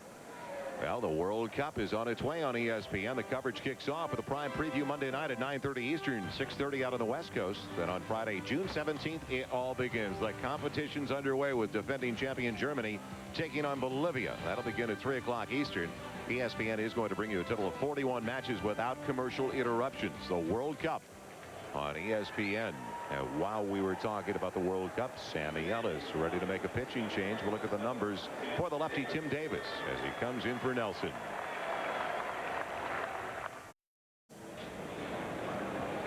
Pitching change for the Mariners as they go to their 3rd of the night, their 2nd lefty, and that is Tim Davis, who also performed in the College World Series for the Seminoles of Florida State. Not a hard thrower, but good control. The off-speed delivery to the first one he faces, Kenny Lofton. Boy, over. He has been a part of that 4-man bullpen. Bobby Ayala and Bill Risley along with Goose Gossage, been the best quartet in the American League. Tim Davis, only 23 years old, a 6th round pick of the Mariners back in '92. And you mentioned if Jeff Nelson had not given up that home run to Manny Ramirez, that's about the only damage the Indians did against him. Off the end of the bat for the third baseman Edgar Martinez. He's got to have a quick release with Kenny Lofton running. So Davis successful in the first matchup he faces. Lefty against lefty, and he wins.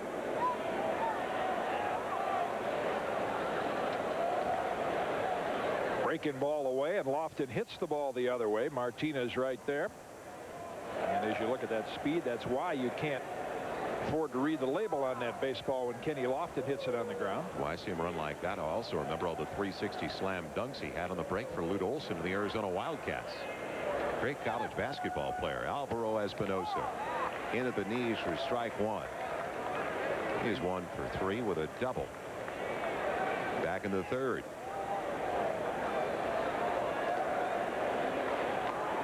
When you look at Kenny Lofton play the game, and you know how the Indians acquired him for a trade with the Houston Astros for catcher Eddie Taubensee, pitcher Willie Blair, you wonder why the Astros gave up so quickly on him. A guy with that kind of athletic ability. And we see the same thing in the American League with pitcher Wilson Alvarez, who only started 1 game for the Texas Rangers, and at age 19 they traded him away. The ball gets away on a third strike to Espinosa. He is going to be aboard at first. So a strikeout for Davis, but a wild pitch just the same. Bill Hasselman in there because of his hitting ability, and you can see quite a difference watching him try to block balls, and Sandy Alomar. Not the catcher that Dan Wilson, who usually does the catching for the Mariners, is.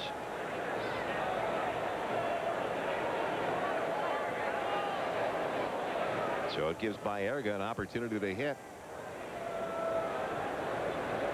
An extra out in the inning for the Indians. Now can they capitalize? Baerga 1 for 3, a 10-game hitting streak.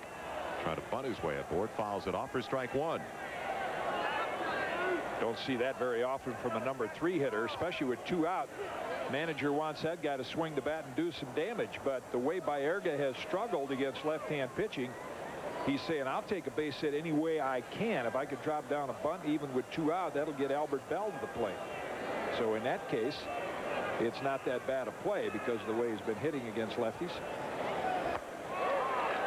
Going after the low offering, and especially when you consider, though, that Baerga has driven in 100-plus runs in each of the last 2 years.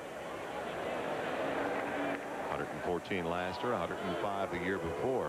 What a luxury to have those type of numbers along with 20-plus homers from your second baseman.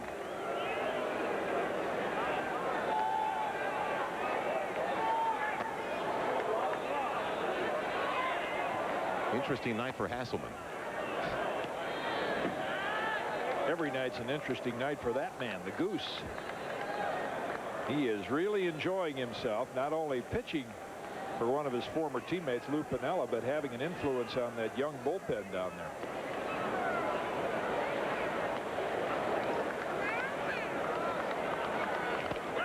And Baerga is gone on the heater over the inside edge. So a couple of strikeouts for Tim Davis. Does a good job taking over for Jeff Nelson. 7th inning stretch time at the Kingdome. Left fielder for the Cleveland Indians, Albert Bell, talking before the game about the nice compliment of youngsters and veterans and how they want to win it through some of the 37 and 38-year-olds on this squad. These guys are, 37, 38, 39 years old, but they're still hungry, and they want to win a championship, and they want to win it this year. And, maybe, a couple of guys feel like this may be their last year, and they want to win. And us as young players, I mean, we've been considered the team of the future, but now we want to be considered a team of now, and we want to win this year. Well, that's something we were talking about earlier, the influence in Eddie Murray and Candy Maldonado and Dennis Martinez can have on players like Albert Bell and Carlos Baerga, the sense of urgency. Felix Vermin, strike one count, up the middle it goes, and it's a base hit.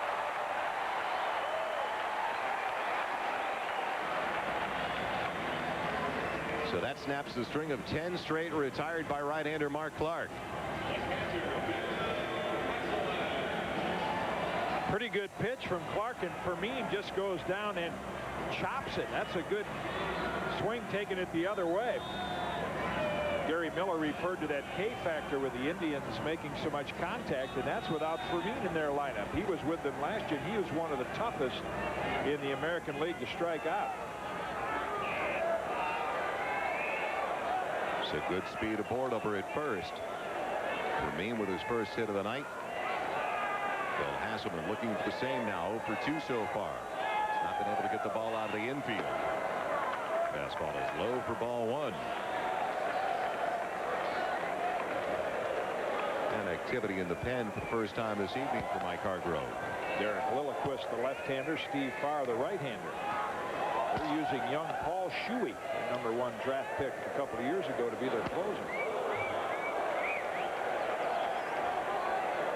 That comment by Albert Bell, if you look at the standings and the new alignment, the Indians would be in a fight right now with the Red Sox for the wild card spot as the standings are today. They'd be a half game behind the Red Sox.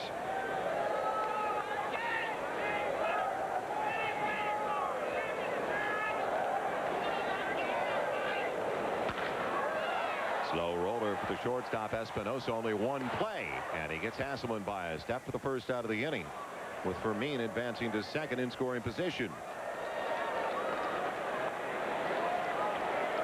Center fielder Brian Turang. 98 pitches thrown so far by right-hander Mark Clark, looking for his 7th win of the season. He had his problems over the first 3 innings, really settled down in the middle 3. Now let's see what develops over the last 3. Brian Turang scoring one of the 2 runs in the 3rd after he got aboard with a leadoff bunt single. We just had the amateur draft, and there were well over 1,000 players selected. And here's one of those cases in Brian Turang. Everybody in the big leagues is not a #1 pick. He was a 51st round draft choice. It means there was about 1,200 players picked ahead of him. And Lou Piniella, you see him with his hand motion right there. Be patient, make him get the ball over. Lou Piniella talks about his days with the Cincinnati Reds. He had an outfielder named Billy Hatcher. Didn't have exceptional power, but made contact, good speed, and that's why Turang's in the lineup. Mariners lack some speed.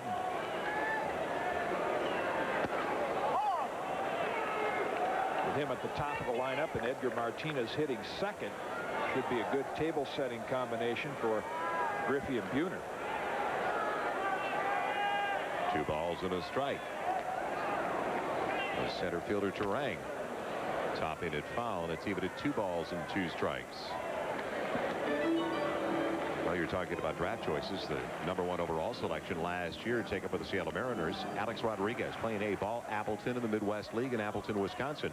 Off to a phenomenal start and made the Midwest All-Star team. Still just 18 years old. #1 overall pick in last year's draft. The Mariners have had a few of those. I mean, for not having any more success, they've had 2 seasons over 500, and they've been in existence as long as the Toronto Blue Jays. But going back to Mike Moore and Ken Griffey Jr., of course, was their best draft, and then Alex Rodriguez last year. They've had a number of chances to pick the first player in the nation. 3-2 pitch. Line drive to the right fielder. Manny Ramirez moving back. Tagging alertly from second and moving to third, Felix Fermin. But that is out #2. Well, you talk about not everybody's a #1. National League Rookie of the Year last year, Mike Piazza. What was he, a 62nd round draft choice for the Dodgers? He was down there also. And the Mariners in '84 had a chance to pick. They picked Billy Swift. The first player in that draft was Sean Abner. The Mets picked Sean Abner #1. He never did make it as a successful big league player. Well, they've had their share of top draft choices. They've been able to keep all of them together.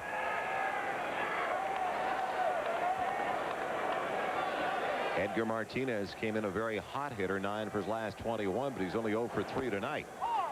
The breaking ball over the outside corner for strike 1.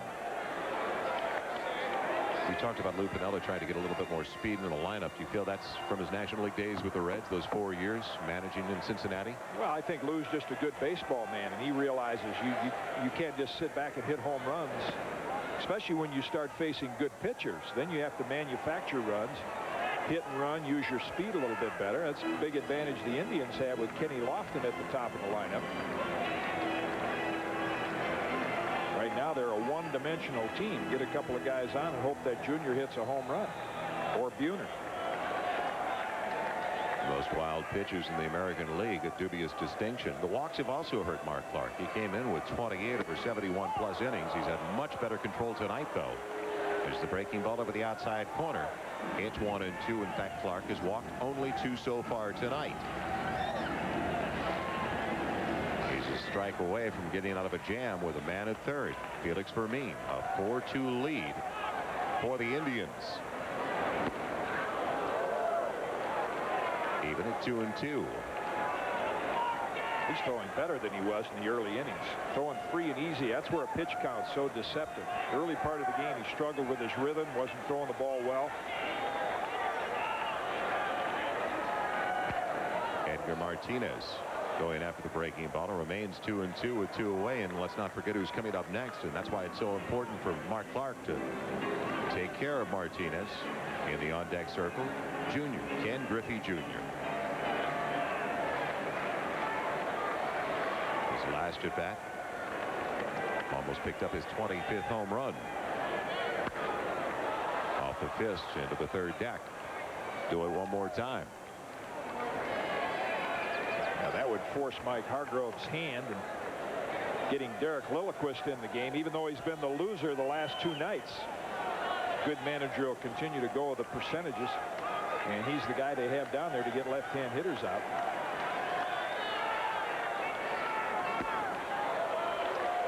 Full count now to Edgar Martinez.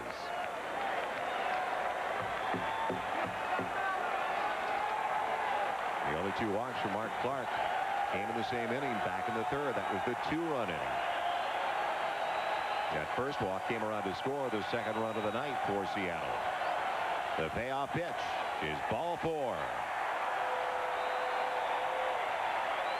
So the third walk of the night issued by Clark gives Ken Griffey Jr. an opportunity to hit here in the bottom of the 7th.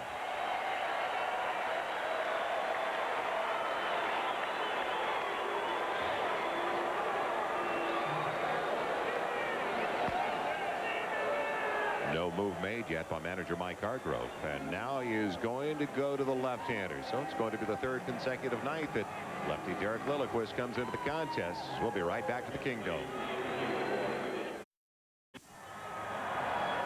Welcome back once again to the Kingdome. Joel Myers along with Jim Cott. The pitching change now the lefty to get ready for Ken Griffey Jr. But as Lilliquist enters the game, Ken Griffey Jr. has not had problems with the lefties in the past. No, he really doesn't. I think this is a good move by Mike Hargrove. When you're a pitcher like Lilliquist, you've lost the last 2 games.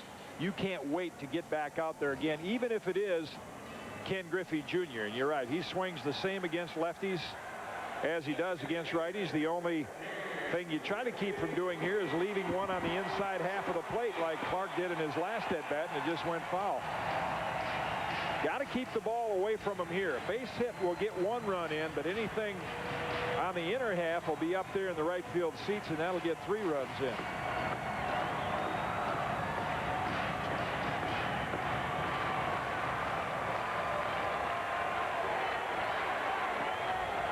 So Ken Griffey Jr. with 2 away, 2 aboard, bottom of the 7th, and a 2-run deficit for the Mariners. A home run last night, number 24, number 23 the night before after going 8 games without one. And it's over the inside corner for strike 1. Wow. I think that's a pitch that Junior's saying, ooh, I wish I'd get that back again. I wasn't looking for it in there. 18th appearance of the season for Derek Lilliquist. 5.91 earned run average.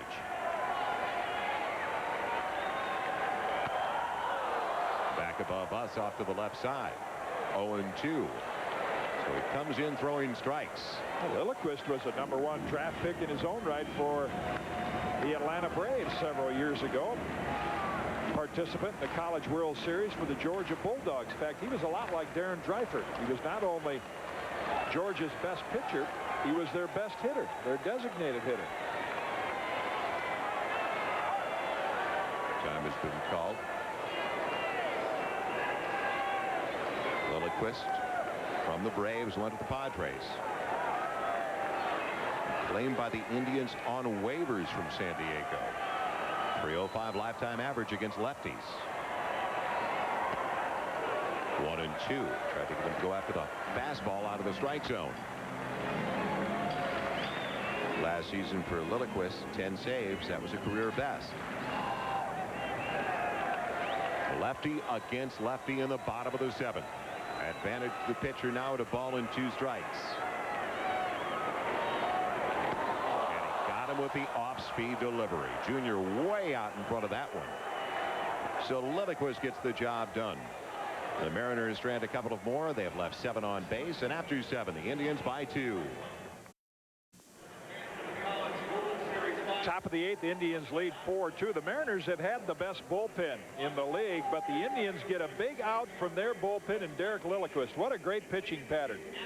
3 fastballs, a couple of them inside, and then with a sidearm breaking ball, even a great hitter like Ken Griffey, he gets him to give a little ground and reach for it. That's one of those at-bats you go back to the dugout and just tip your hat. Left-hander made some outstanding pitches on him. It's got to be especially tough when you usually can go out and grab your glove and go to the field as well, but a different situation tonight. If you joined us late, somewhat of a night off for Ken Griffey Jr. He's only hitting as the DH as Brian Turang is stationed out in center field. The cleanup hitter will lead it off, Albert Bell for the Indians. In the top of the 8th inning, first ball swinging, Tim Davis has the comebacker. And quickly there's one down. Davis, the 3rd pitcher of the night. Cummings, the left-hander, started. John Cummings for Lou Piniella, only his 2nd start so far this season. Worked the first 3+, giving up 3 runs on 4 hits, striking out 3, walking a couple. Then Jeff Nelson with yeoman work out of the bullpen, working 3 in the 3rd. He gave up 1 run on 2 hits while striking out a couple as well.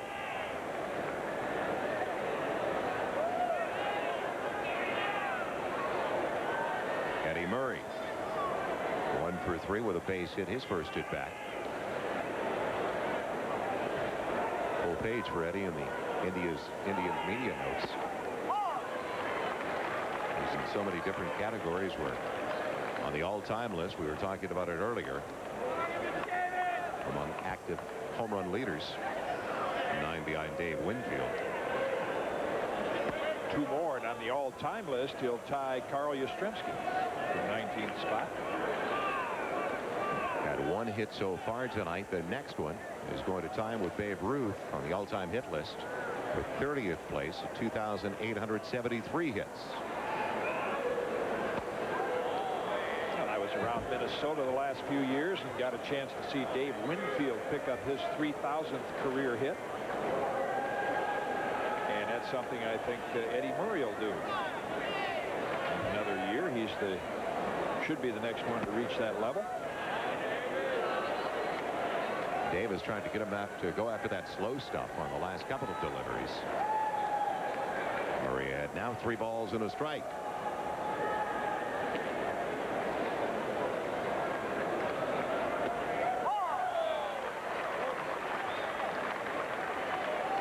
So it's full now with the first baseman for the Indians.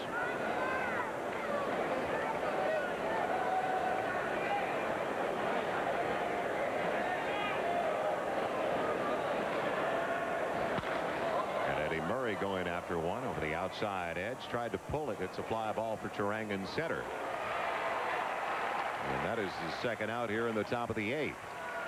Big outs for Lou Piniella and the Mariners, because Goose Gossage down in the bullpen warming up, and without Davis getting out the right-hand hitters, Mike Hargrove would be able to parade Jim Thome and Paul Sorrento up there.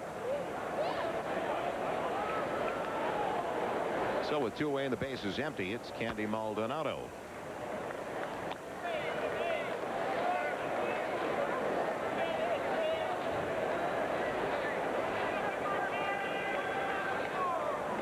Maldonado walked and came around to score on the 2-run homer by Manny Ramirez. It's 2 hopper for the shortstop Felix Fermin. He throws out his former teammates. So 3 up and 3 down. A good job again for the bullpen, and this time Tim Davis as we go to the bottom of the 8th.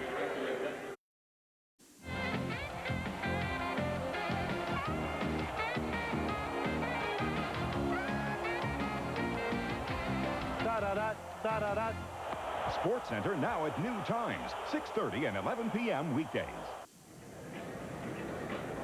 We welcome you back to the Kingdom in Seattle for ESPN Wednesday Night Baseball, all presented by Coors Light. Joel Myers along with Jim Cott. And a new pitcher on the hill for Mike Hargrove and the Indians to deal with the Mariners in the bottom of the 8th inning. A little bit more than 13,000 on hand at the Kingdom tonight.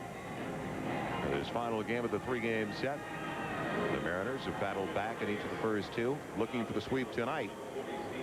Ken Griffey Jr. coming up empty in his last at bat, frustrated as he was struck out on an off-speed delivery by Derek Lilliquist. Not much else has gone wrong for Jr. though in this 3-game set, and veteran Steve Farr is the closer for the Yankees over the last 3 years in his 17th game so far this season for the Indians. Second tour of duty with the Cleveland Indians. With the Indians, then to the Royals, before spending the last 3 years in New York. Had a career best 30 saves with the Yankees a couple of years ago. Jay Buhner off the mask of the home plate umpire Dan Morrison. That'll get your attention.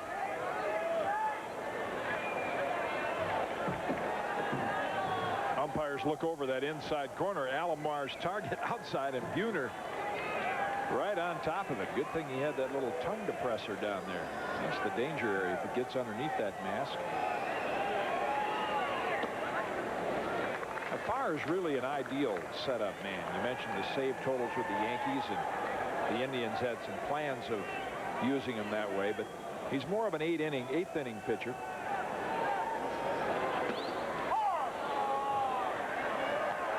At the knees, it's even to Buhner now, 2 balls and 2 strikes. But you make a good point, because at this stage of Farr's career, 37 years old, it seems like he'd be an ideal setup man. Fans might say, well, what's the difference? See, he doesn't really have he has pretty good curveball, and on some nights he can throw hard, but he doesn't have the dominant closer type stuff or a specialty pitch. And Paul Shuey, who may come on in the 9th inning, throws exceptionally hard.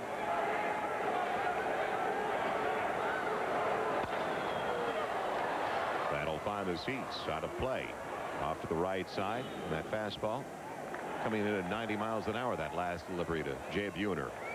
Plus, I think the big part of this time in the game is the mental part. Some guys feel more comfortable pitching the 8th inning. Not that he can't close a game. Certainly he's done it in the past.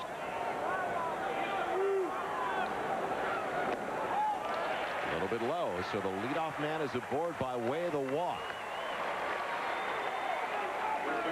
Not exactly what Mike Hargrove was looking for when he took Lilliquist out to make the change. Lilliquist got his job done for Hargrove. We were just talking about the closer getting up now in the Indians' pen.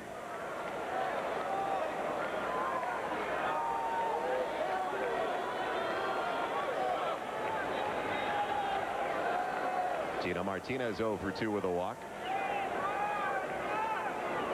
Struggling at the plate since the outset of the season. The breaking ball wide for ball 1. He'll be followed by Eric Anthony. Almost wonder why Mike Hargrove didn't allow Lilliquist to go back out there, because after Buhner, the Indians have no other lefty down there, and got a couple of left-hand bats to deal with that have home run power, Martinez and Anthony.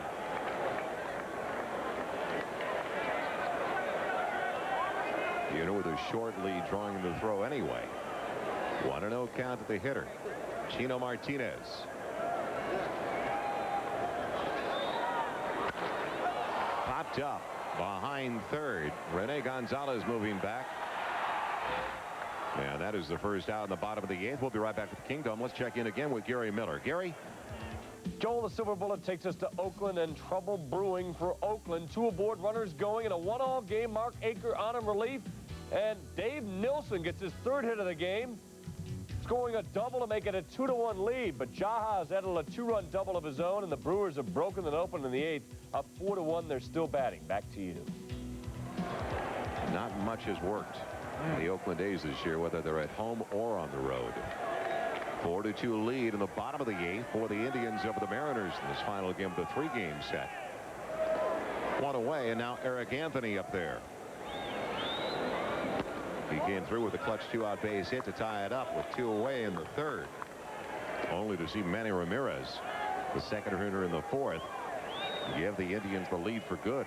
That's where it stands right now at 4-2.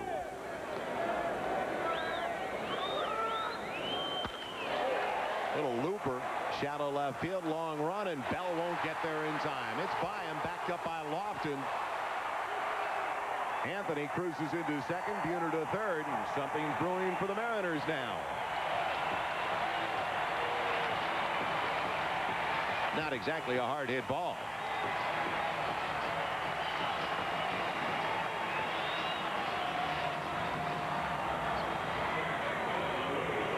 Albert Bell had to make a quick decision.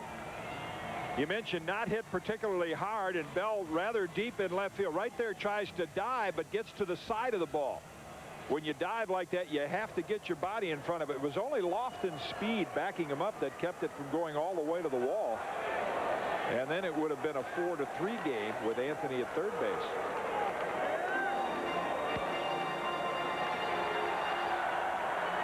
And now the rapid fire warm-up process in the Cleveland bullpen for Paul Shuey, the young right-hander.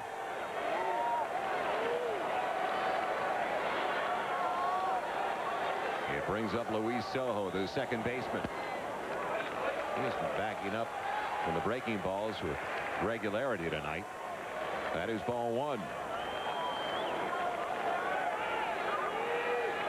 Hits are almost even now.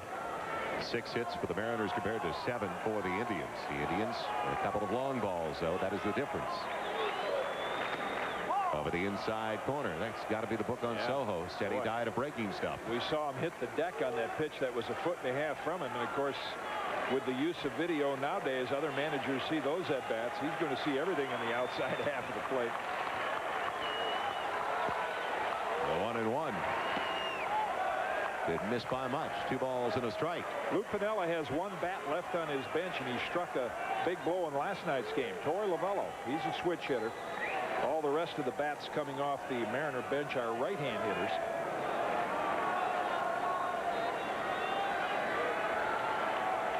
Two-run lead in jeopardy for the Indians. Sojo with a fly ball to left field. Will it be deep enough to score? Jay Buhner. Bell with the throw. And the sacrifice fly plates a run for Seattle. As Anthony moves down to third, it is now a 1-run ball game.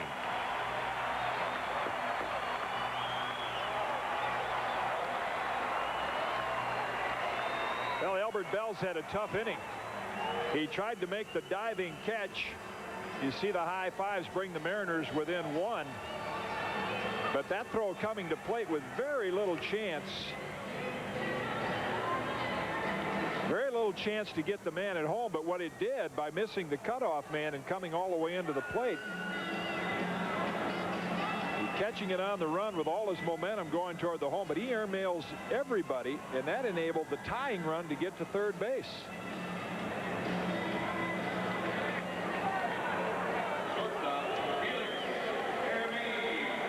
So Hargrove with a visit to Farr. Talk about how they're going to deal to Felix Fermin. Anything that gets away from Sandy Alomar Jr. could tie it up.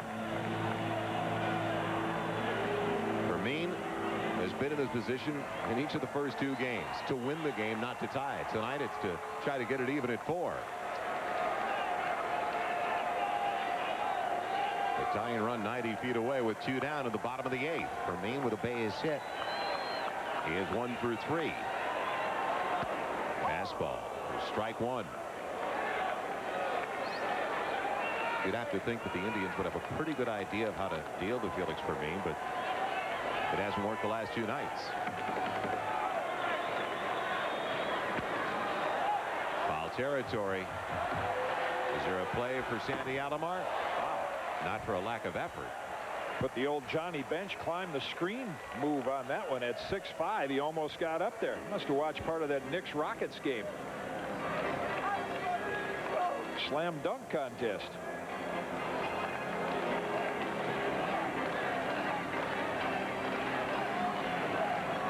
Incredible effort by the catcher for the Indians, just a couple of feet away from his glove. 0-2 count now to the shortstop for the Mariners.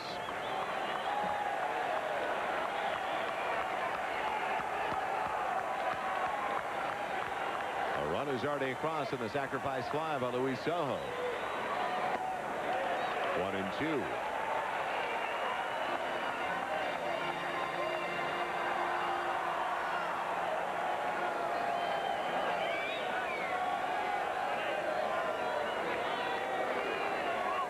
Anthony, the runner, down at third. And a breaking ball got him. Left it up, but had enough on it. So it's still a one-run game. Barr escapes the jam with Anthony down at third, and we go to the ninth.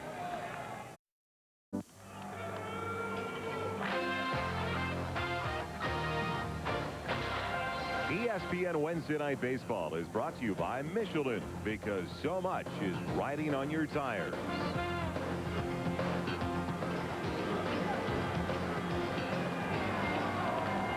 He just keeps on going and going. It's like those Energizer commercials.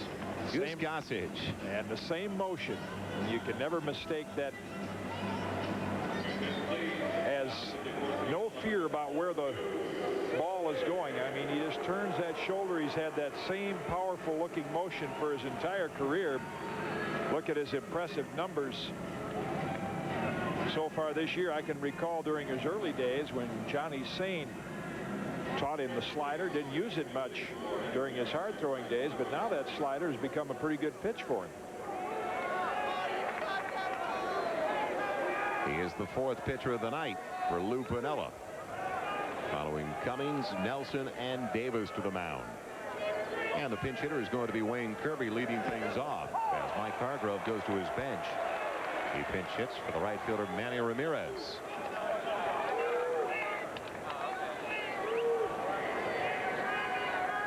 Ramirez, or make that Kirby rather, with a .269 average, to be followed by Sandy Alomar Jr. and due up the third baseman Rene Gonzalez. It's even now at a ball and a strike. Two best closers I ever played with from an attitude standpoint were Bruce Sutter and the Goose. They had that ability. If they lost the game tonight, they wanted to be right back out there tomorrow. Never affected them. Little looper. Will the second baseman get there? Just over the outstretched reach of Luis Sojo, throwing behind the runner, but it's a leadoff single for Wayne Kirby. Stanley Cup Finals continue on ESPN tomorrow night. A 3-1 lead for the Rangers as they try to pick up their first Stanley Cup championship since 1940. Can Bure and the Canucks stave off elimination? Join us tomorrow night for game number 5 on ESPN. It all begins at 8 Eastern, 5 out here on the West Coast.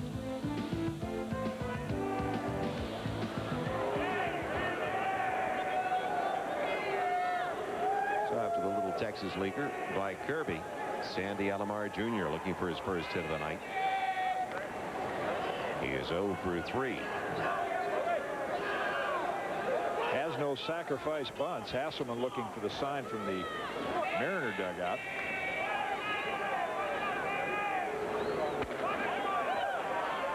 Backs up from ball 1. That pitch, knowing Gossage as a veteran pitcher, was thrown up there to find out if Alomar was bunting. Now a long look at Jeff Newman to see once whether Mike Hargrove would put something on.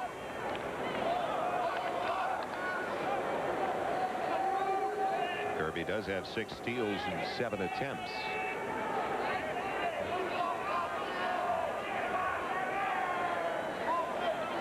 He's not in the move as it's fouled away, and even with the ball on a strike.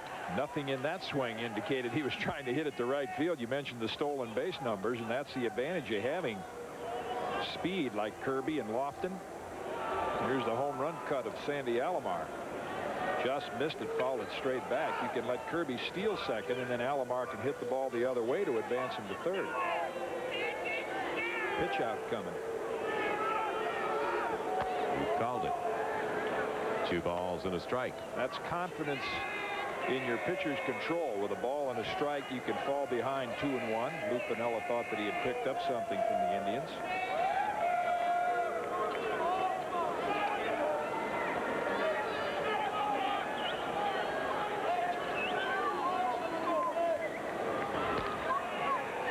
See, that's new signs we've had to learn these days. Instead of just one's a fastball, two's a curve, three's a slider, that flipping the thumb around is the indication for the pitcher to throw to first base.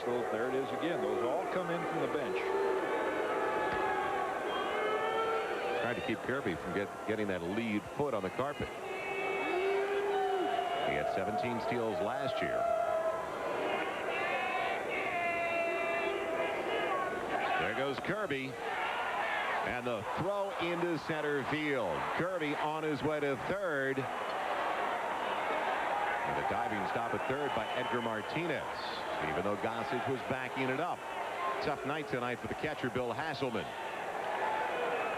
So the insurance run now only 90 feet from the plate. He's the leadoff hitter the next inning, and I don't think Piniella wants to burn an extra catcher, but it almost looked like Hasselman made contact with Dan Morrison, the home plate umpire. He turned around and looked at him as if he might have brushed him, because, I mean, that throw was a good 15 feet off line. Nah, nothing to indicate there. He just did not grip it properly.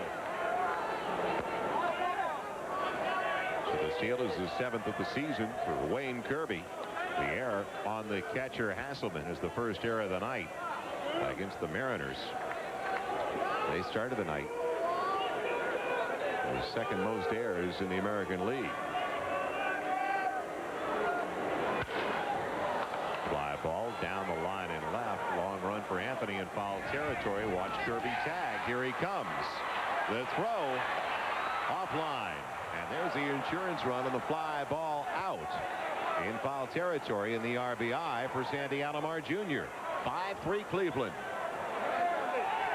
I think the Mariners are going to appeal this. I mean, Kirby, we'll get another look at it, but Kirby looked like he left awfully quick.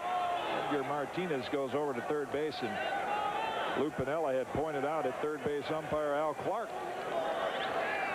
well, what were you doing over there? And he pointed to the home plate umpire. He said, no, it's his call. I guess Clark was down the line, and he looked at Morrison. Morrison said, yeah. He said, okay, I'm satisfied. Want to get all the signals straight. Lou looking over. Basic chill out. Both hands up in the air. So there's one away and a 2-run cushion now for the Mariners. Rene Gonzalez takes it over the outside edge. Strike one.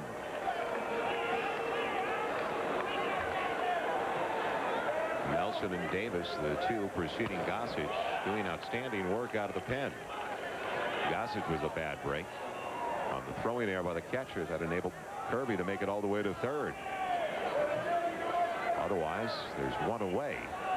The runner is still down in second.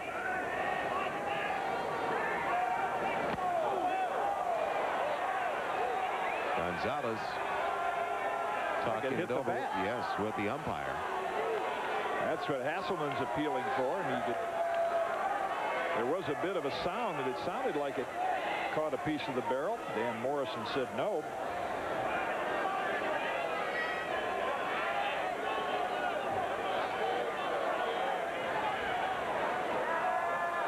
Hughes can still get it up there. Just ask Rene Gonzalez. Which would make you think he might see a little slider on the outside corner on this pitch. We're at the top of the 9th inning. 5-3 lead for Cleveland. That fastball high, and it's even at 2 balls and 2 strikes.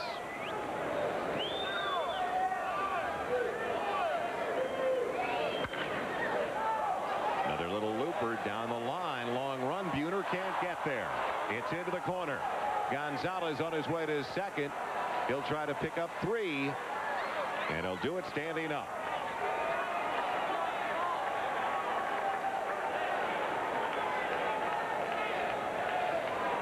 Tough luck for the pitcher, Goose Gossage. Remember, the leadoff man, Wayne Kirby, had to go off his bat handle just out of the reach of the second baseman, Soho. That's how he got aboard. Buhner made a great diving catch in last night's game to help the Mariners win it. This is the only thing I can do here. No way he could get the body over and get in front of it rather than play it safety first. He tried to make the shoestring catch, and Gonzalez ends up with an easy triple. At the top of the batting order, Kenny Lofton, first ball swinging, strike one. He's the 4th man to bat in the inning. 1 away. And Gonzalez down at third with the infield in for the play at the plate. Kenny Lofton, after that base hit, picked up his 26th steal of the season. And Vince Coleman did not pick one up in the Royals contest earlier tonight. A 6-4 loss to the Orioles at home. And Kenny Lofton right now tied for the league lead in stolen bases. The bouncer to the second baseman. The play at the plate. And Hasselman applies the tag on Gonzalez. Good throw by Soho. So that is out number 2. And it's still a 2-run contest. Bill Hasselman's had a tough night behind the plate, but he makes the proper play here. They get the ground ball with the infield in, and Hasselman, with his foot right in front of the plate, forces the runner Gonzalez to go around him. And there he's able to make the tag and get a key out. I like the way he shielded that ball, too. It's so easy with the catcher's gloves today to just sweep tag like you've got a first baseman go. You notice he did that two-handed. He made sure he kept a good grip on the baseball as he made the tag. Alvaro Espinosa, as Lofton's on his way, no surprise there, and he's in with his 27th steal of the season. At least that time, the one hopper was on the bag for catcher Bill Hasselman.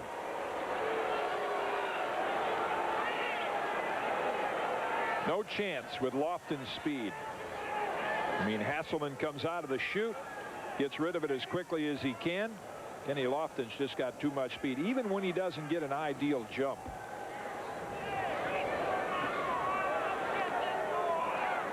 So runner in scoring position now for Alvaro Espinosa, and he is hit by the pitch.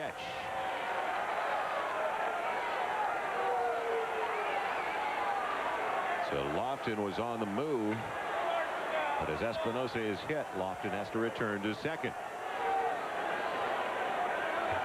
I don't think Goose could think that quickly, but if he did, that's a pretty good way to keep a guy from stealing a base. Pitch just came out a little early, and he got Espinosa right in the middle of the back. Stared out at the mound for a moment, and Morrison quickly intervenes.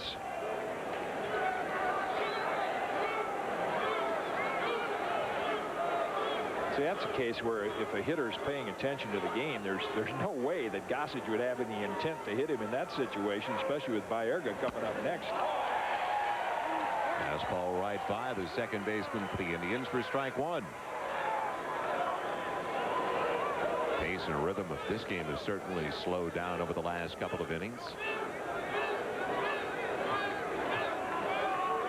RBI opportunity now for Baerga.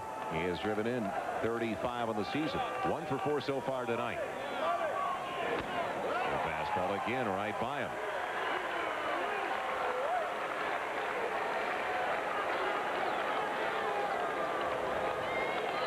.88 on the gun downstairs as he was under both of those fastballs, the risers. Gossage, a strike away from getting out of the jam. 2 on, 2 out, an 0-2 count, and a 5-3 lead for the Indians.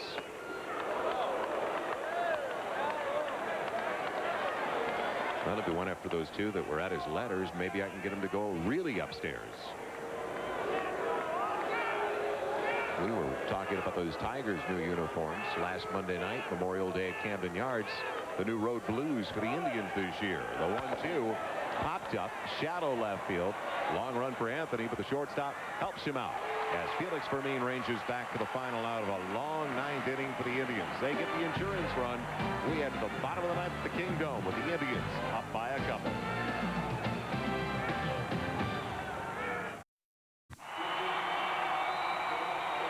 Last chance time for the Seattle Mariners. The bottom of the 9th inning at the Kingdome. Joel Myers along with Jim Cott and his crowd of a little over 13,000 starting to make some noise.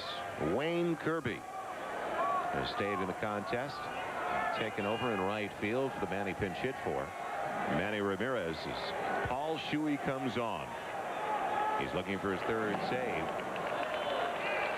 And the first one up is a pinch hitter for the catcher Bill Hasselman. It's Torey Lovello. Came through last night with a 3-run homer in the 8th inning for the Mariners in their 9-5 victory.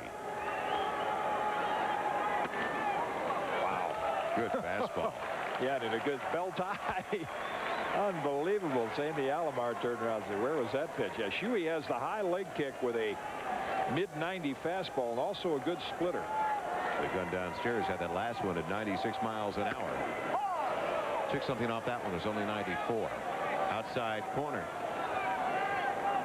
Two High balls. leg kick helps shield the ball. That's a little difficult for the hitter to pick up also.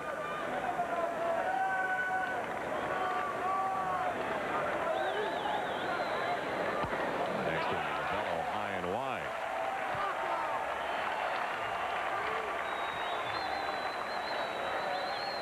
Groomed to be a closer since his days at the University of North Carolina.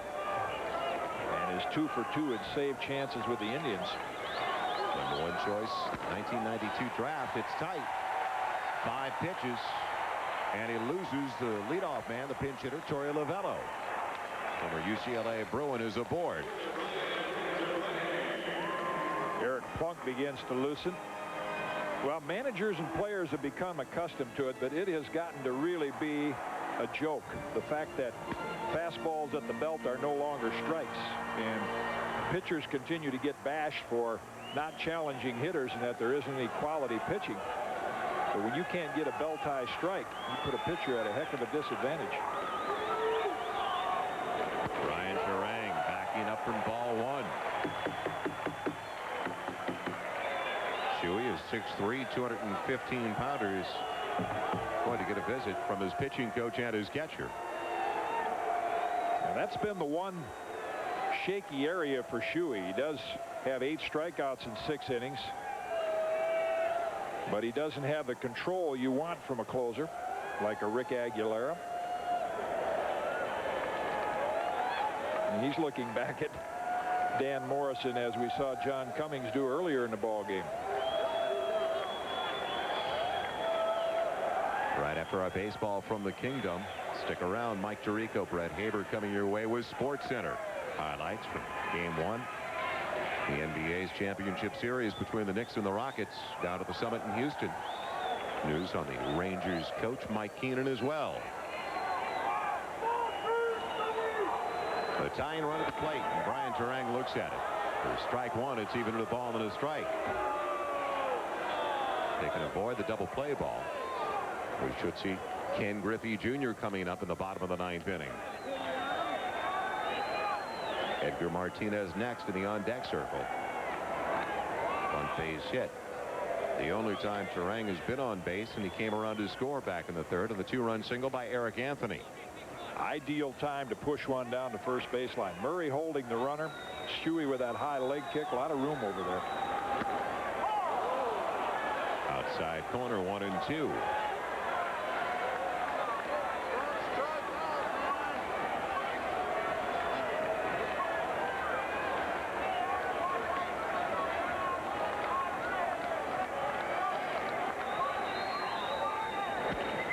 Stayed alive. Is it safe to say, and Shuey is the possible example, only a couple of years after being the #1 selection, he's in the majors, that more youngsters are going to get the opportunity with the way things have developed in pitching staffs? Well, we've seen so many good players come out of the college ranks and make it to the big leagues in just a couple of seasons after playing good Division I baseball. Even at 2-2.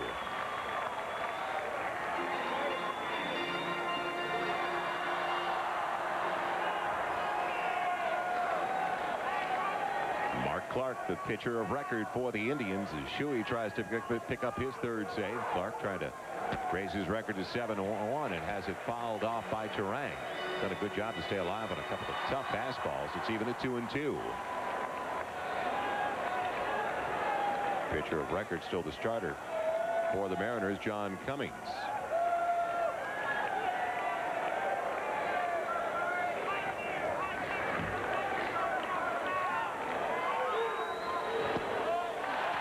Backhanded stop by Sandy Alomar Jr. Full count now after the leadoff walk to the pinch hitter Lavello, who's aboard at first. He walked on a 3-1 delivery.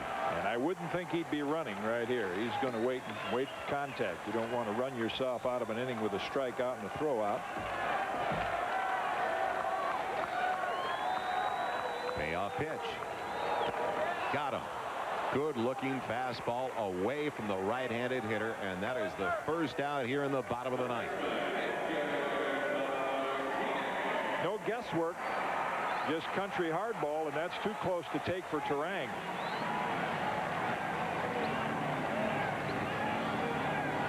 Probably trying to hit that pitch down the middle, Shuey was, and he ended up throwing it in the perfect spot right on the outside corner.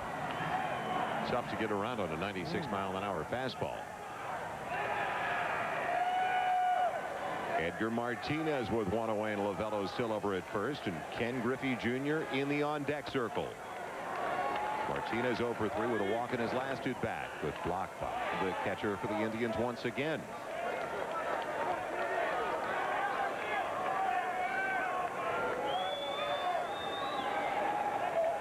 Another good look at the defensive skills of Sandy Alomar. He gets that glove right down to the ground. No chance for it to get underneath it. It's Sakala with the outside edge on the off-speed delivery.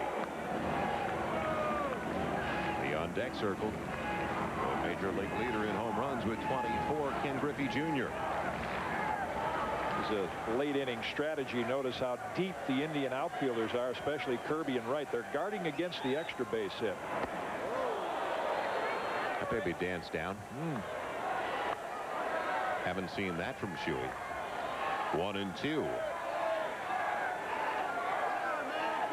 The split finger. You could see the bottom fall out of it. Strike away from getting Martinez. Lovello throws it over at first, does not advance, but remember, the tying run is at the plate.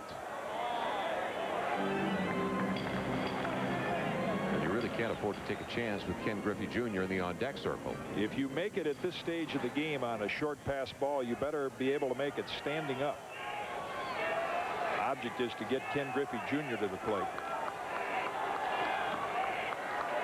Even now at 2 balls and 2 strikes with 1 away in the bottom of the ninth, and the Indians by 2. Now this one gets far enough away. Wild pitch by Shuey as Lovello moves down to second.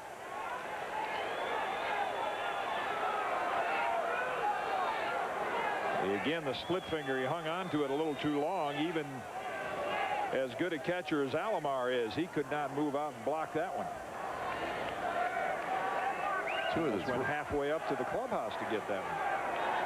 Lovello is on board by way of the walk, and Jim, 2 of the 3 runs, and 2 of the 3 runners that have crossed the plate for the Mariners tonight have been aboard with free passes. So the walk has hurt the Indians this evening. They are up by 2, though. Very wild pitch and a little bit more than 6+ innings for the right-hander Paul Shuey. He's run it full once again to the second consecutive hitter. Was 3-1 to Lovello, 3-2 before he struck out Turang, and now 3-2 to the batting champ of 1992, Edgar Martinez.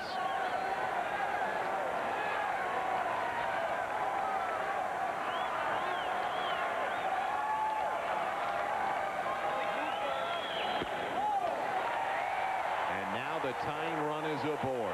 Edgar Martinez over at first. The winning run is coming to the plate. Ken Griffey Jr.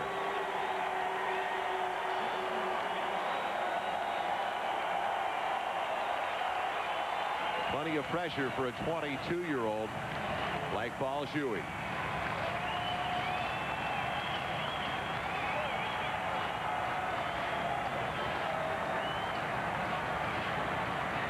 If you joined us late, Ken Griffey Jr. almost had his 25th home run of the season back in the 5th inning. It was just foul. We're going to have a pinch runner, Rich Amaral, for Edgar Martinez.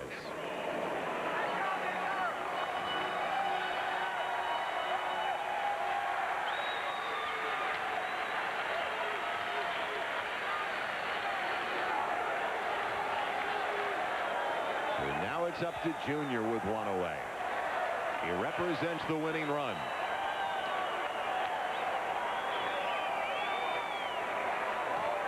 See the old veteran playing with the youngster's mind. Big difference in age, right? Shuey comes out of North Carolina. He's about to be 24 the end of this year. Junior, you think of him as a veteran. He's just 24.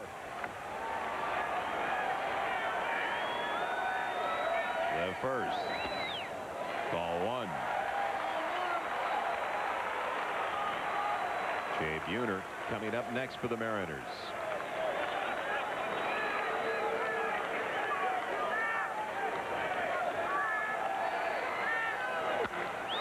Fly ball, towering pop-up into shallow left for Albert Bell. That is the second out in the bottom of the ninth.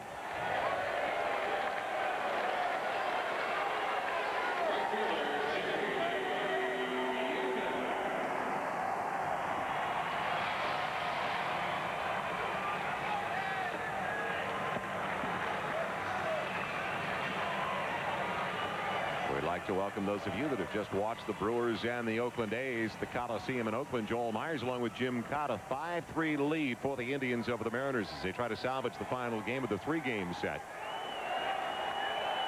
Jay Buhner at the plate with 2 away in the bottom of the ninth. 2 aboard. The tying run over at first. The runner is Rich Amaral, a pitch runner. Buhner, the winning run, fouls it away for strike one. Gus Gossage has to get a kick out of watching Paul Shuey. He's probably saying, this kid goes at it just like I did when I was his age. I mean, there is no fear there. He just kicks that leg and heads it home. It doesn't make a difference who's hitting.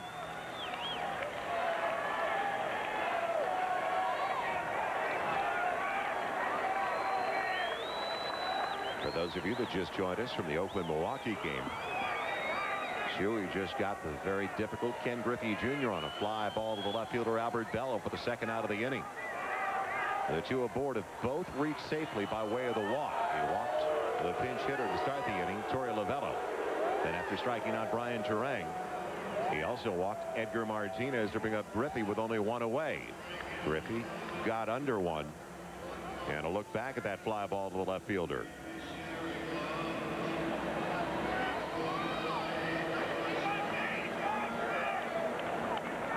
So the Mariners are down to their final out.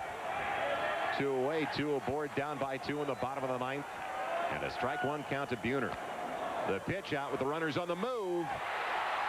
And Baerga couldn't hold on. So now a base hit can tie it up. Wow. Aggressive baseball by Lou Piniella. And pretty cagey baseball by Mike Hargrove. They obviously spotted something in the Seattle dugout to call a pitch out.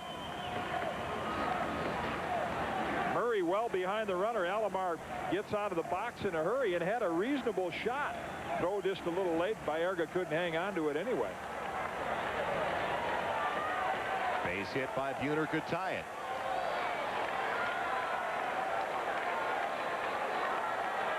The 1-1.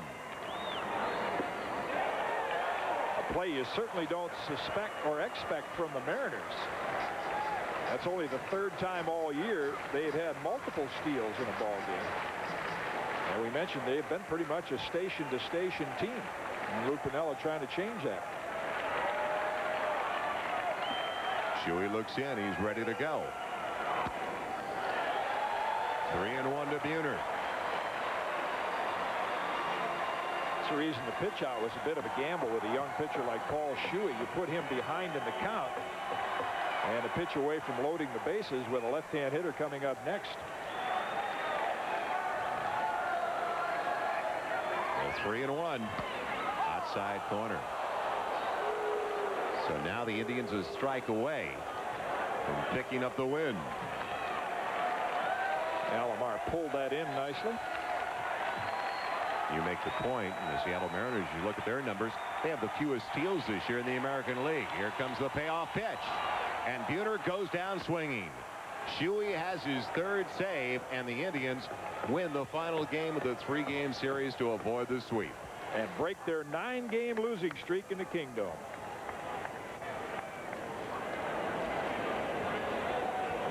Power against power as the Indians go 9 games over the 500 mark now. Once again, that final score, the Indians 5 and the Seattle Mariners 3. Be sure to join us this week for ESPN Sunday Night Baseball when we travel to the city of brotherly love. The defending National League champion Phillies, Lenny Dykstra taking on Greg Jeffries and the St. Louis Cardinals. It all comes your way. ESPN Sunday Night Baseball at 8 o'clock Eastern. 5 out of the West Coast. So the Indians finally win at the Kingdom. For Jim Cotton and the rest of our ESPN crew, I'm Joel Myers. Sports Center is coming up next.